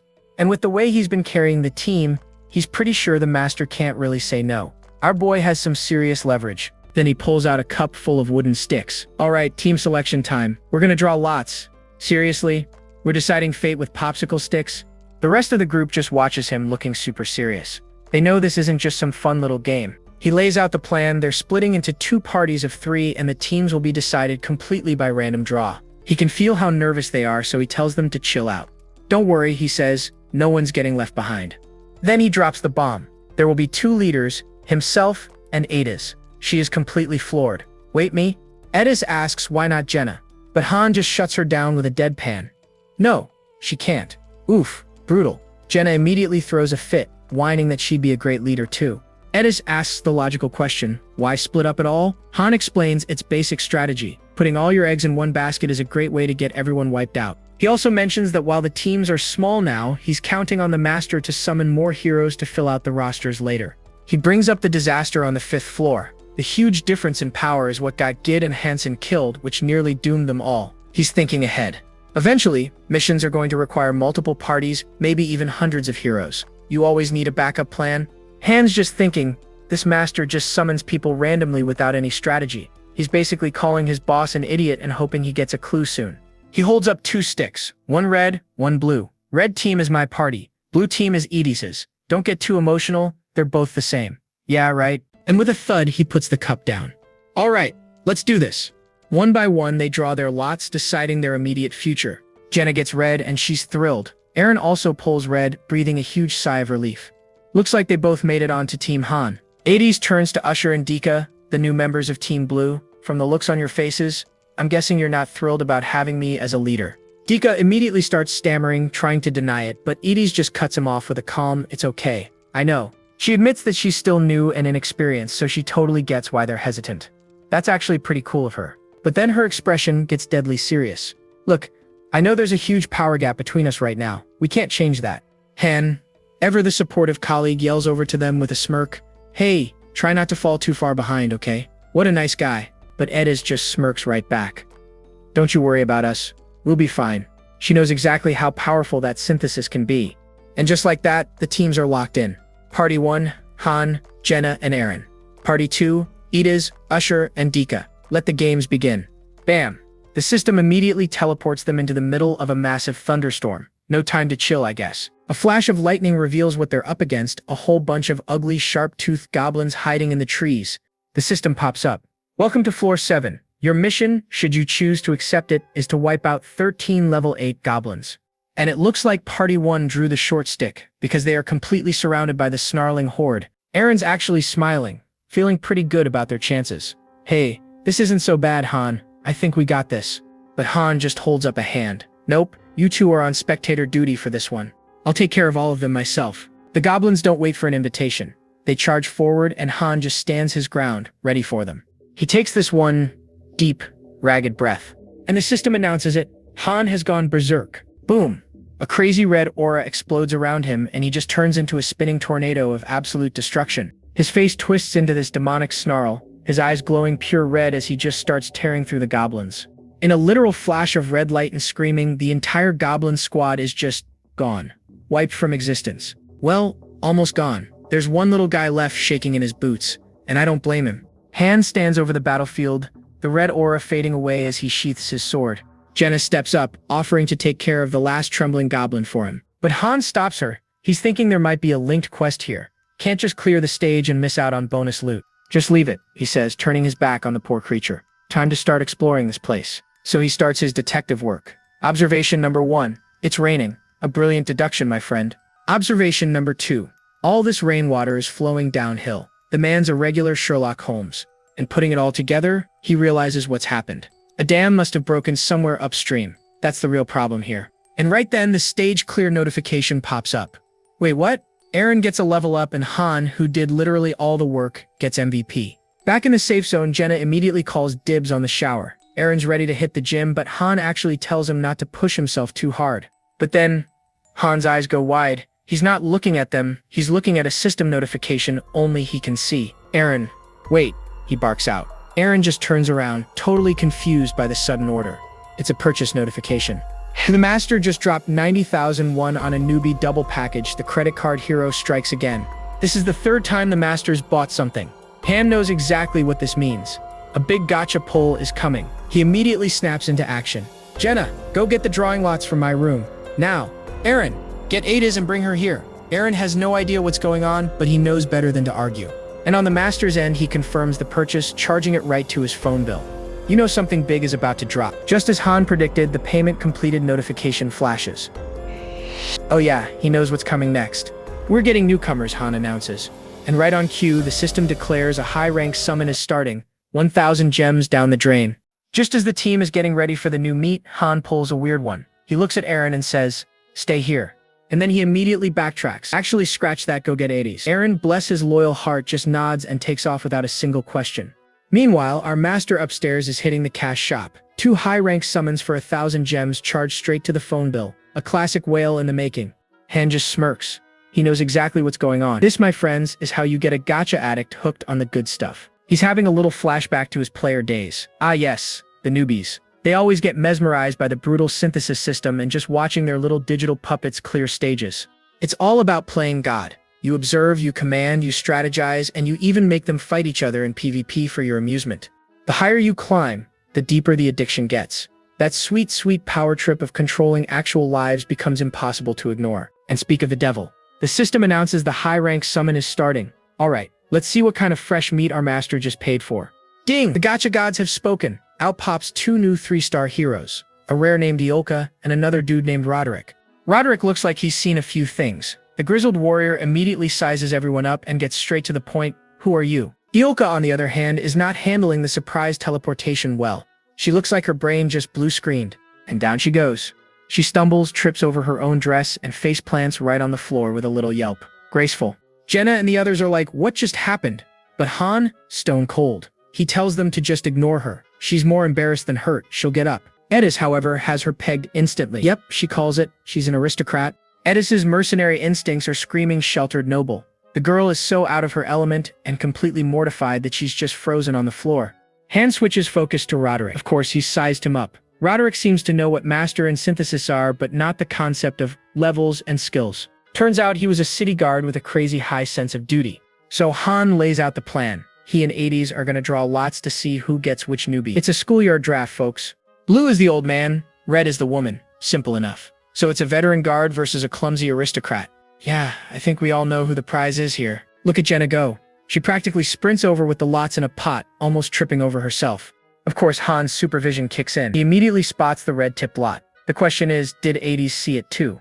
Edis goes to pick, and bam, Han lunges for the pot like a goblin trying to steal a shiny. And at that exact moment, Iolka decides to show them her stuff. A burst of fire ignites behind Han. Fire magic, he exclaims. Han grabs one stick. And look at that, 80s grabs the same one. Perfect timing, guys. And they both just grin at each other. It's a classic standoff. How about you let go? No, you let go. Han's attention snaps back to Iolka, and you can see the light bulb go on. Are you a magician? A quick look at her status window confirms it. Intermediate fire magic. Oh, now they're both ecstatic. A magician. The veteran guard is old news. Han drops the nice guy act. What a pity. I don't really care about being a gentleman. And you have to understand, this is a huge deal. In this game, you can train any warrior or thief from scratch. But magicians? They're a rare, gacha-only class. Poor Iolka is completely lost in all this. What are you two doing? I feel like I'm being judged. You are, sweetie. You are. And then it clicks for Jenna. Hey, you guys saw the lots, didn't you? That's cheating. She quickly scrambles the lots again. Iolka asks, what the heck is going on? You're a little slow on the uptake, Han remarks. We're deciding which team you'll go to. She's totally indignant, but Roderick, the wise old guard, just tells her to calm down and think about what's really happening. And when the pieces finally click, Iolka is horrified. Ugh, that's disgusting. Treating people like objects, even Roderick has to agree. Welcome to the game, kids. Jenna steps in to play referee. Alright, no more cheating. We're doing this fair and square, with pure luck. Han and Edis put on their best poker faces and agree. Yep, no hard feelings no matter who wins. They both reach into the pot and each one pulls out a slip of paper. The tension is real, folks. Han holds his up with a classic smug smirk. Edis just looks down at hers, looking all dramatic. And he flips it over. It's red. Looks like it's decided. Han gloats. And with that, Han formally invites Iolka to Party 1. She joins, which means poor Roderick gets assigned to Party 2 with Edis. But before anyone can even process this, Isel swoops in and starts dragging away one of the recruits. The guy starts screaming at Han, totally panicking. You said we could live if we worked hard. This isn't right. Isel is completely unfazed. Shut up and get in there, she screams. Han turns to Iolka and tells her to get in the synthesis chamber, unless she wants to be next. And just like that, the synthesis is complete. 2 one-star heroes get sacrificed just to level up Iolka. Han drives the point home with a cold warning. If you fall behind, that's your future right there. And the purge continues. More useless recruits get dragged off to become EXP fodder. The message is clear, get strong or get synthesized. Roderick is just watching this whole thing in absolute horror. Han just explains it coldly. They're materials, and you're next. And poof, just like that, Roderick gets a level up, powered by the screams of his fellow summons. What a great team-building exercise. With the horrifying power-ups complete, Isel opens the next stage. Han explains it's a little pop quiz for the newbies. Edis leads her new recruit Roderick toward the portal. Please follow me. You're the star of this show after all. How nice of her. As the other party head in, Han stops Iolka. Hey magician, what spells you got? She's not in the mood. Why are you asking me that? She snaps back. But Han's face gets real dark. Just answer the question. Iolka starts protesting, still freaking out about this whole forced to fights thing. Han cuts her right off. That's information a 3-star should already know. And then Han lays down the grim, simple truth. Her reason to fight is survival. If she doesn't, she'll end up as EXP for the next new hero. His eyes start glowing that creepy blue again as he completely ignores her horrified expression. I'll ask you one more time. What magic can you use? Iolka is not having it. She wants to know why in the world she should lift a finger to fight for them. But Han doesn't have time for her drama. He gets right to the point, asking what kind of magic she can use. She puffs out her chest, bragging she can handle up to third circle fire magic. Han is completely unimpressed and asks about useful stuff, like teleportation. Oh, you did not just ask that. Iolka looks at him like he's crazy. Support magic is for some low-class peasant, not her. She gets this smug little smirk, totally convinced her fire magic is top tier and will absolutely blow his mind. Han's just thinking, what a waste. For him, a good defense and some utility beats a glass cannon any day of the week. He was kinda hoping she'd get a new skill unlock, but no. Still, he figures a mage is a mage, even a one-trick pony. So he lays down the law. Like it or not, she needs to fight for the team now. End of discussion. Han asks if she knows how to fight monsters, and she just looks insulted. They call her Rivel's witch for a reason, buddy. Just then, Eddie's party returns from their mission.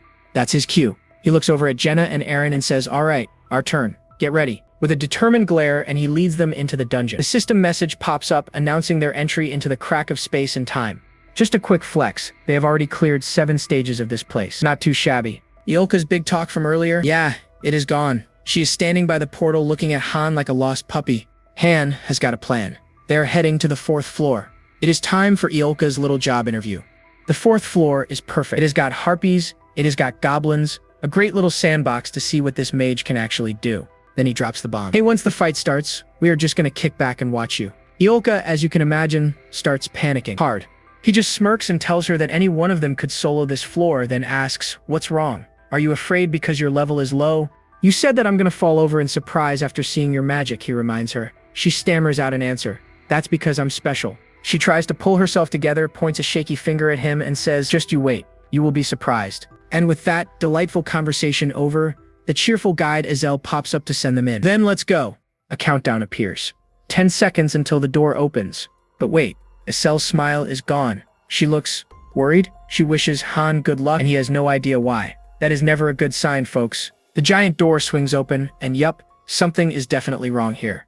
Han's eyes go wide with pure rage. He realizes instantly what the master had done. This is not the 4th floor. The system announces they are on floor 8. The 8th floor, instant chaos. Everyone is scrambling for their gear. Jenna is screaming, asking what is going on, and all Han can yell back is, shut up. He's putting it together. Was the master still angry about that synthesis stunt he pulled, or did he just think that the 4th floor was too boring for them?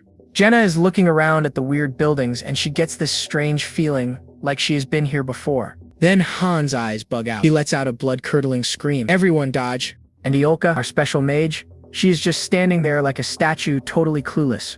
You can see the exact moment her brain catches up. Han has to physically tackle her out of the way, screaming at her for being a deer in the headlights. Boom. A spear the size of a telephone pole slams into the ground right where she was standing. Han grits his teeth. He recognizes this attack. Oh no, to think it is those guys. And the mission objective pops up. Annihilate 27 level 9 goblin raiders. Just 27? Easy, right? Wrong. A whole horde of goblins on armored wolves comes charging at them. This is not a fight, my friend. This is a cavalry charge. Han wastes no time. He instantly shouts for Jenna to start lighting them up. Her arrow finds a new home right in a goblin's face. But the ground is all messed up, making it hard to form a defensive line. Han has to think fast and barks new orders at Aaron. He tells him to get to the flank and stop the charge. Aaron just braces himself for impact. Han takes a deep breath. He is going to meet them head-on. Clang. He slams his shield right into an oncoming wolf, sending sparks everywhere. The impact is huge, but our boy holds the line like a champ. The raider is stunned for a second, and that is all the opening Han needs. He draws his sword. He unleashes this crazy spinning slash, slicing through both the goblin and its ride in one clean motion. He ducks under another swing, the wolf's jaws snapping shut just inches from his face. Phew. He spots an opening and yells for Aaron, who comes flying in to spear another raider right off its mount. But it is never that easy. A goblin with a crossbow pops up and takes aim. Aaron is on it, deflecting the bolt. At the same time, Han is screaming at Iolka to finally do something. He is absolutely roaring at her now. Don't make me say it again. You said you were a mage. Now kill them. She meekly answers that she needs time to cast her spell. Han, while blocking a goblin, promises her 1 minute. Just cast, he screams. He parries another brutal attack, buying them a few more precious seconds. He is literally dancing through the horde now, a blur of steel and rage, keeping every single enemy focused on him. Finally, Iolka closes her eyes and starts chanting. She says some fancy magic words and glowing red runes start swirling around her. She is gathering a massive ball of fire in her hands. While she is charging up her spirit bomb, Han is still playing quarterback, telling Eren to cover Jenna so she can keep shooting. Eren shouts, "Got it," and starts blocking crossbow bolts like it is his job. Which, I guess it is. The goblins are not stupid. They see the giant ball of death being formed and immediately change targets. Yep, they are all beelining for the mage now. Han knows he can slow them down, but there is no way he can stop all of them. He is thinking he might have to pop his own shield magic just to block some of the crossbow fire. He screams at Iolka, desperately asking if she can hit incoming shields. But she is in the zone, completely lost in the sauce. She cannot hear a thing. Jenna sees what is about to happen and screams that Iolka is going to get hit if she does not move. And that is when it hits Han, the awful, terrible truth. She can't do mobile spell casting. She's a completely stationary target. So Han is pinned down on the 8th floor, holding the line against a goblin raider and its absolutely vicious wolf mount. With a massive shove, he forces the beast back, finally getting himself a sliver of breathing room. And our boy does not waste the opening. A quick twist of his body and bam, he buries his sword right into the goblin's side. But of course, there's no time to rest as another wolf lunges forward. Han just mutters, "How persistent." He dodges and counters with a spinning slash. Jenna screams his name, and as he glances back, a horrifying realization dawns on him. He's thinking, don't tell me she can't even use mobile casting. Just as the goblin's blade is about to connect, Han dives in like a pro linebacker, tackling Iolka clear out of the way.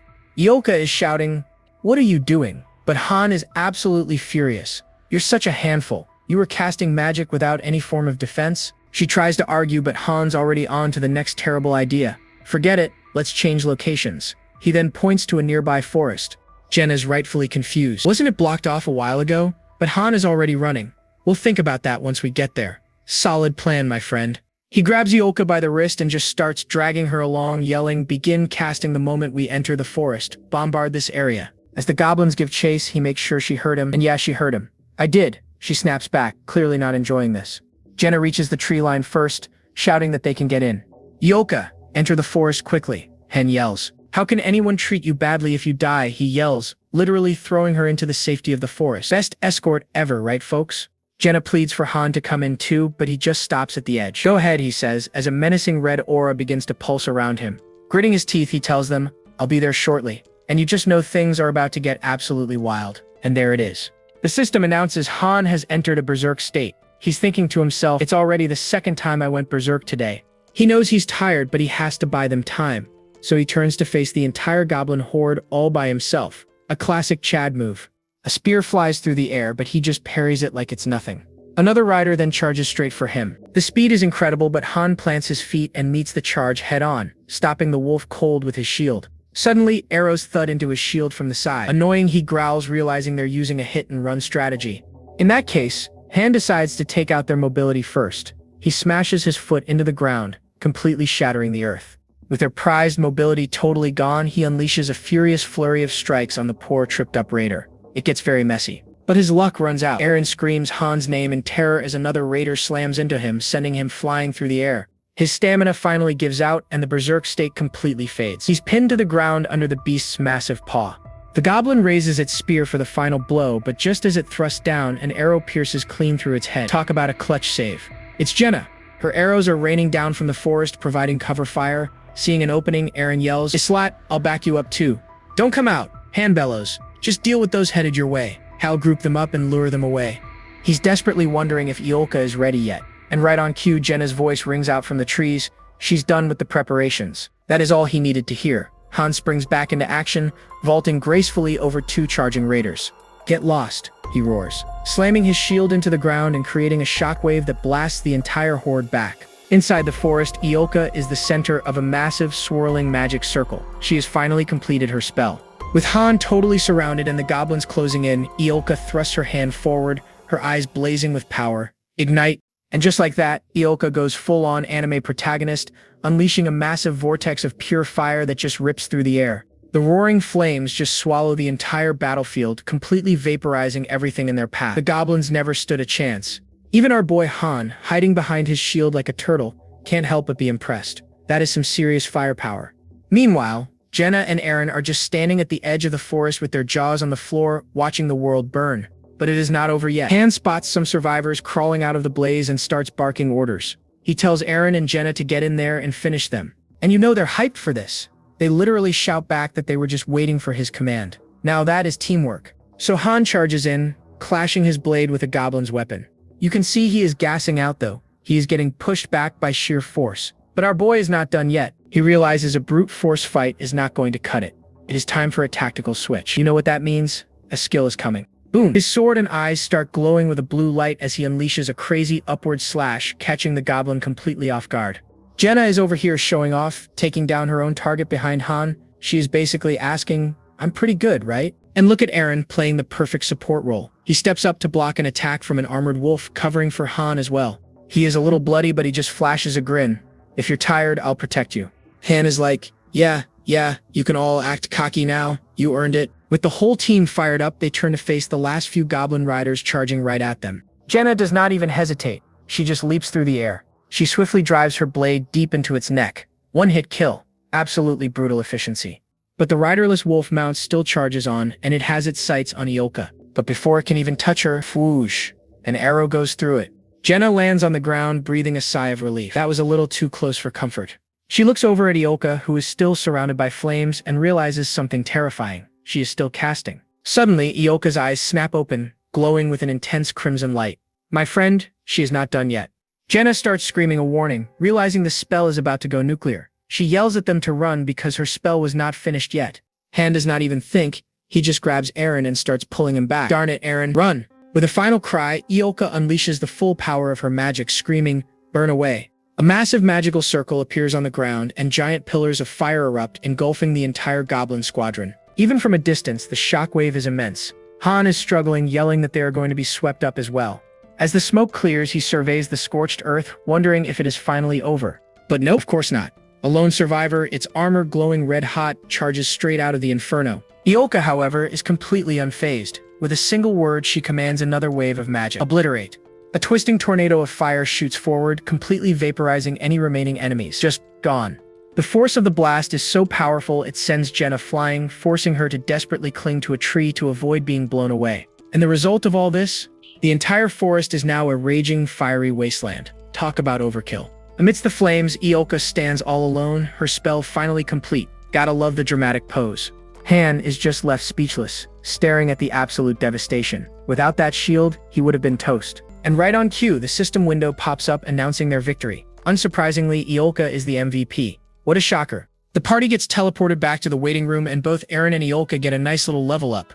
Aaron is completely floored by what he just witnessed. He says killing more than 20 goblin riders in a single blow. So that's the power of magic. Iolka just laughs, striking another dramatic pose. She is like, did I not tell you? This is the mighty force of fire. She then proudly introduces herself as the Witch of the Rivel Countship, but her big triumphant moment is cut short when she suddenly jerks and just collapses. Well, that was anticlimactic. Jenna starts to panic, but Han already has it figured out. Our girl is completely out of mana. He starts listing off her weaknesses. She needs a 1-minute cast time where she is totally vulnerable and needs constant protection. On top of that, her physical stats are worse than a 1-star hero's. He has never seen a magician so specialized. She is the definition of a glass cannon. He compares her to a tank that traded all its mobility and armor for a ridiculously overpowered cannon. A perfect analogy, really. He looks down at the unconscious mage and cracks a small smile. Sure, she is a liability in many ways, but there is no denying it. She is definitely powerful. With this new devastating power on their side, Han knows it is time to completely evolve their party's strategy. The next day, Master Anything logs in and immediately gets to work. He starts dumping resources into building some exclusive facilities just for magicians. And just like that, a magic research lab materializes, instantly unlocking the research function. Easy peasy. Right next to it, an alchemy lab pops into existence. Nice, now they can finally synthesize some items. And finally, a library is built. This gives magicians a fancy new place to study and level up their brains. Then, in a classic power-up move, the three buildings fuse together. They form a massive new complex called the Magic Hall. Meanwhile, Iolka is having the worst day of her life. She pants, completely out of breath, asking, why do I have to do this? She's being forced into some brutal physical training with Han. Why is high-class manpower like me doing such barbaric training? I use my head. But Han just coldly replies, then go eat potatoes. Meat is for people who use their body. Ouch. That is a sick burn. See, Han knows she needs to learn how to dodge on her own. The fact that she can't move while casting is a fatal flaw. So naturally, he picks up the pace. Increase the speed, he orders, leaving her completely in the dust. Iolka can barely keep up and starts whining again. Han immediately shuts her down, saying, "Your whining is getting annoying. Stamina is essential on the battlefield." He even points out that her current clothes are way better for this than her fancy dress. She snaps right back, "That's a special magic item created by my family."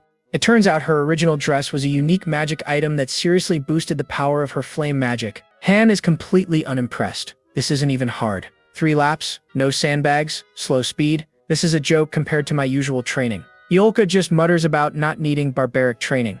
So Han smirks and plays his trump card. Sounds like Iolka wants only potatoes for dinner. I should go tell Chloe. Yep, that gets her moving. While he's running, Han notices that their master isn't doing anything, just watching. He gets it. He was a master once. It's fun to watch those little people walk around and go about their day. With the 10th floor right around the corner, getting a magician and unlocking the magic hall was a massive stroke of luck. And thanks to a special All Dungeons Open event, they were able to grind out every type of material from the weekday dungeons. Their storehouse is absolutely packed with materials, all just waiting for his command. Now it's finally time to craft some consumables, like potions. Suddenly, a system notification pops up. The master has logged out. Han breathes a huge sigh of relief. With the master gone, he can finally move freely. He orders Jenna, "Don't let her escape," and walks off as Jenna takes over training duties. Potion crafting is supposed to be high-level content, but our boy Han has a workaround. The crafting minigame lets him completely bypass the skill requirements. He heads over to the library, finding books full of strange symbols he can't even read. Alright, time to get to work. Over in the alchemy lab, he sets up a cauldron and gets ready for the crafting minigame. He deftly adds all the ingredients, his hands moving with the ease of a pro gamer. A rhythm game interface appears, and Han hits a massive combo. Bam, he gets an ultra-great successes on a low-grade health potion. He immediately follows it up with another perfect run, this time crafting a low-grade mana potion. This guy doesn't miss. His cell appears, totally impressed by his skill. As expected of Loki, Han now has 6 health potions and 2 mana potions. It might make the master suspicious, but hey, it's better than dying. Later, he gathers Jenna and Aaron. He casually mentions that the party officially has a magician now, which is pretty obvious since they've been drawing lots. He asks them if they know why he brought out a brazier full of hot coals. They just look at him, completely confused. With a totally manic grin, Han shouts, "Watch what I do closely." Oh boy, here we go. Jenna and Aaron can only stare in absolute shock, probably wondering if he's finally lost it. Then this absolute psycho just plunges his bare hand right into the burning coals. Boom! Jenna and Aaron freak out, screaming, "Boss, what are you doing?" A crazed smile spreads across his face as he explains, "If Iolka is going to control flames, we'll need to get used to the fire as well." He starts counting down from 3, his face a perfect mask of pure, unadulterated pain. This is completely nuts. 4, 5, 6, Jenna and Aaron just look on, absolutely horrified by his apparent self-destruction. 7, 8, 9, his hand stays buried in the flames, glowing red hot. The dedication is terrifying. 10, he finally rips his arm out and the flesh is blistered and smoking. That is gross. He pants, "It's fine." My friend, his hand looks like a melted candle. It is not fine. A green healing aura immediately envelops his hand, rapidly restoring it. "We'll recover quickly in the waiting room anyway," he says, like it's no big deal. He explains his insane logic. Iolka uses fire. We'll be fighting next to her. If we don't get used to it, we'll be cooked before the enemy is. Jenna is completely aghast. "You're making us do something like this." "Yeah, Jenna, that's the plan." Aaron is sweating bullets, asking the important question. "How long do we have to do this?" Han just looks at them with his glowing red eyes. "You can endure it. We need to do this until we acquire the fire resistance skill." To really drive the point home, he reminds Aaron of the 5th floor and what happens when you get complacent. That does it. Stealing his resolve, Aaron forces his own hands toward the deadly fire. But Han stops him, grabbing his wrists just before they touch the coals. "I don't want to watch you scream in pain. What I showed you was a demonstration." Aaron, still trembling, seems to understand. Jenna, however, is not having any of it. "I don't want to do it. I'm in the rear anyway." Han just grins menacingly. "If I grab your hand and put it in together, it won't feel hot." Jenna completely freaks out, realizing he is 100% serious. He lays out the hard truth. Iolka is a glass cannon. She can't protect herself or even move while casting. If they can't guard her, she'll die instantly. If you don't want to waste the magician we finally got, then learn the skill before we get to the 10th floor. I'll be learning it as well. But he's not done yet. Aaron, sorry, but you have one more piece of homework. Of course he does. He whips out a dagger and gives it a twirl. And the psycho just plunges it into his hand and calls it pain resistance. He tells Aaron to figure out a method for himself. It's supposed to help him endure pain. Yikes. It's brutal, but they all need it. See, health potions can restore health, but you still need to endure the pain. To fight through that, pain resistance is essential. Jenna nervously asks, "No way, me too." "Not you," Han says flatly. You can practically hear Jenna's sigh of relief from here. But then he adds, "Well, you'll have to do it sometime in the future." And just like that, her relief turns right back into pure panic. She begs to do it later, but Han just ignores her and changes the subject. "You'll learn switching." She's totally confused. He explains that she needs to be able to switch between her bow and short sword instantly. Her days as a pure long-range archer are officially over. Their old close, mid, and long-range formation is officially disbanded. From now on, they'll use a new triangle formation with Iolka at the core. He tells Jenna that she'll need to protect Iolka's other side when he and Eren aren't enough. Jenna just mutters she's so high maintenance. The new strategy is simple and has a great name: protect the princess. It's the only way to effectively use their new glass cannon. Han knows the most effective party in the game is a double magician system. It's a real shame they don't have a second support-type mage. As for the 9th floor, he knows the probability of getting another mage is getting lower and lower. The master will probably send Party 2 to the 10th floor to give them some experience. With the active chain quest, relying on a single party is impossible. Subjugation, survival, escort, protect, a list of mission types flashes in his mind. The hint for the next stage has been given.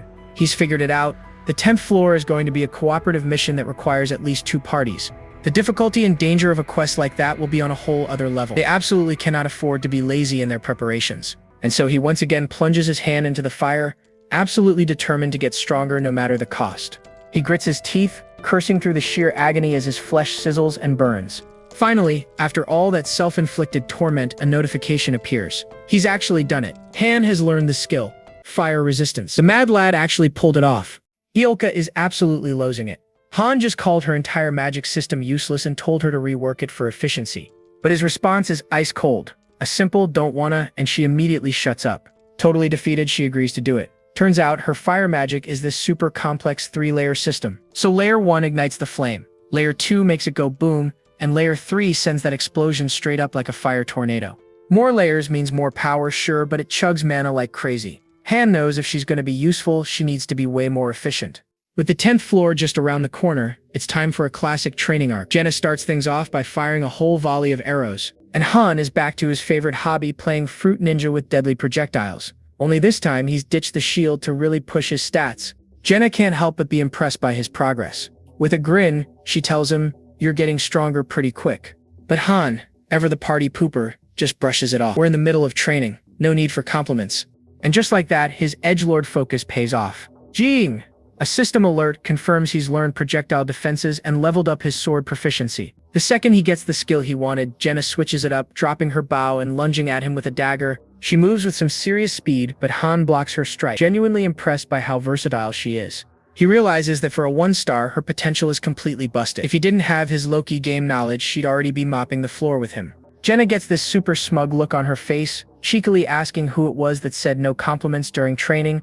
Han's response, he just grabs her face, playfully squishing her cheeks and telling her he could still totally beat her. Meanwhile, Eren, our more typical 1-star hero, has been grinding solo in his room trying to learn pain resistance on his own. Iolka is also training hard over in the magic hall, practicing a much more efficient single-layer version of her fire spell. Han notices the parties still have empty slots, but the master isn't summoning anyone new. He's pretty sure the random 1-stars in the village are being set up as cannon fodder.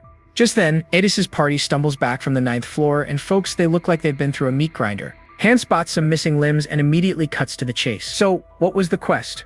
Edis reports they had to take down a goblin village of about 50. Han presses her, asking if anything seemed unusual about the place. She hesitates for just a moment, thinking back on the fight. You can tell something is bugging her. She says the battlefield was a total mud pit, like it had just rained, but claims she didn't notice anything else strange. Suspicious.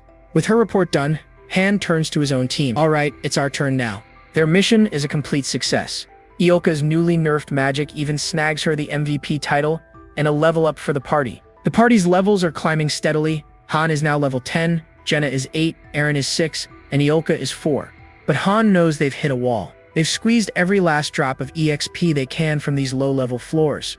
On the bright side, thanks to the workshop, everyone's gear has gotten a serious upgrade. Their flimsy leather armor is now reinforced with metal plates. To fill out the ranks, 2 new recruits are added to the main parties. Let's see how long these guys last. Han knows they don't have the skills or experience to keep up, but they don't have a choice. Izel appears in a flash of pink energy, fangirling and asking if her god, Loki, has already figured out the next quest. Han deadpans that he isn't a god. She insists he is, but he shuts her down, saying if that were true, he'd have cleared the 100th floor by now. He thinks back to his time as a top player. Even with all his experience, it took him 2 years just to reach the 88th floor, losing countless parties along the way. He figures that masters grow through defeat, but their master, whatever, is still undefeated. Han fears his own death will be the guy's first real lesson. Later, all the heroes are gathered in the town square. Yolka is confused about the sudden assembly, but Han just tells her to be patient. She accuses him of being a know-it-all, but he calmly explains that the master has been logged on for 30 minutes without orders, which means he's hesitating. The master is contemplating a huge choice: attempt the 10th floor now or wait and prepare more. A classic risk versus reward moment. Han is begging him to wait. Their party isn't full and he's at his level cap, but true to his name, the master smashes the yes button. Han isn't even surprised. This kind of reckless impatience is exactly what he expects from whatever. Yahello appears and opens the gate. Han knows the grim reality of their situation. To the master, this is just a game. If they all die, he can just summon a new batch of heroes. The new recruit, Shuran, insists he's ready to fight, but Han knows with his low-level skills, he'd just be a liability. A system warning pops up, basically screaming that this is a difficult two-party quest and recommending they use the tactics room. Han just scoffs. The master is such a noob he wouldn't even know how to use a complex feature like the tactics room. Another system prompt warns the master about unused potions in storage, but don't worry, our boy Han is already on it. He quickly briefs Edis and Roderick, confirming they're ready and cracking a dark joke about writing their wills. Edis does not look amused. He lays out the plan: all the mana potions go to Iolka, and if their parties get separated, they are to regroup at the center of the map. Yahello pops up, threatening the party to stay out of Han's way because she'll be watching. Han just tells her not to bother. Ouch. But despite the terrible odds and the incompetent master, Han is completely determined. He thinks with a smirk, "Don't worry, I'll make them climb this tower." With a brilliant flash of light, they're teleported to the 10th floor. They're in a dark, rainy alley, and someone is having a complete and total meltdown, convinced they're all going to die. Just as this villager is screaming his head off about how doomed they are, Han gives him a swift kick to the back. The villager scrambles around, asking who's there, while Han just stares down at him, probably wondering what is wrong with this guy. The man starts screaming about ghosts, and the team quickly realizes he can't actually see them. Han immediately identifies him as an NPC. Jenna tries to get the NPC's attention by yelling at him, but yeah, that's not gonna work. Han remembers reading that NPCs can sometimes appear in quests, but all the NPC villagers are running around the village. He can't shake the feeling that something is very off. Looking up at the towering buildings all around them, Han gets a strange and powerful feeling of familiarity. Eren feels it too. He tells Han that while it looks a bit different, he is sure they have been here before. Suddenly, it hits him like a ton of bricks. His eyes widen in shock as all the pieces finally click into place. He confirms Eren's suspicion, his voice low. "We have been here before." He recognizes the architecture and the layout of the streets. This is the exact same city where they fought the goblin horde back on the 5th floor. The only difference? This time, the city hasn't fallen into ruin yet. That's a wrap on this recap. Hit that subscribe button to help us keep pumping out awesome content. Catch you in the next one.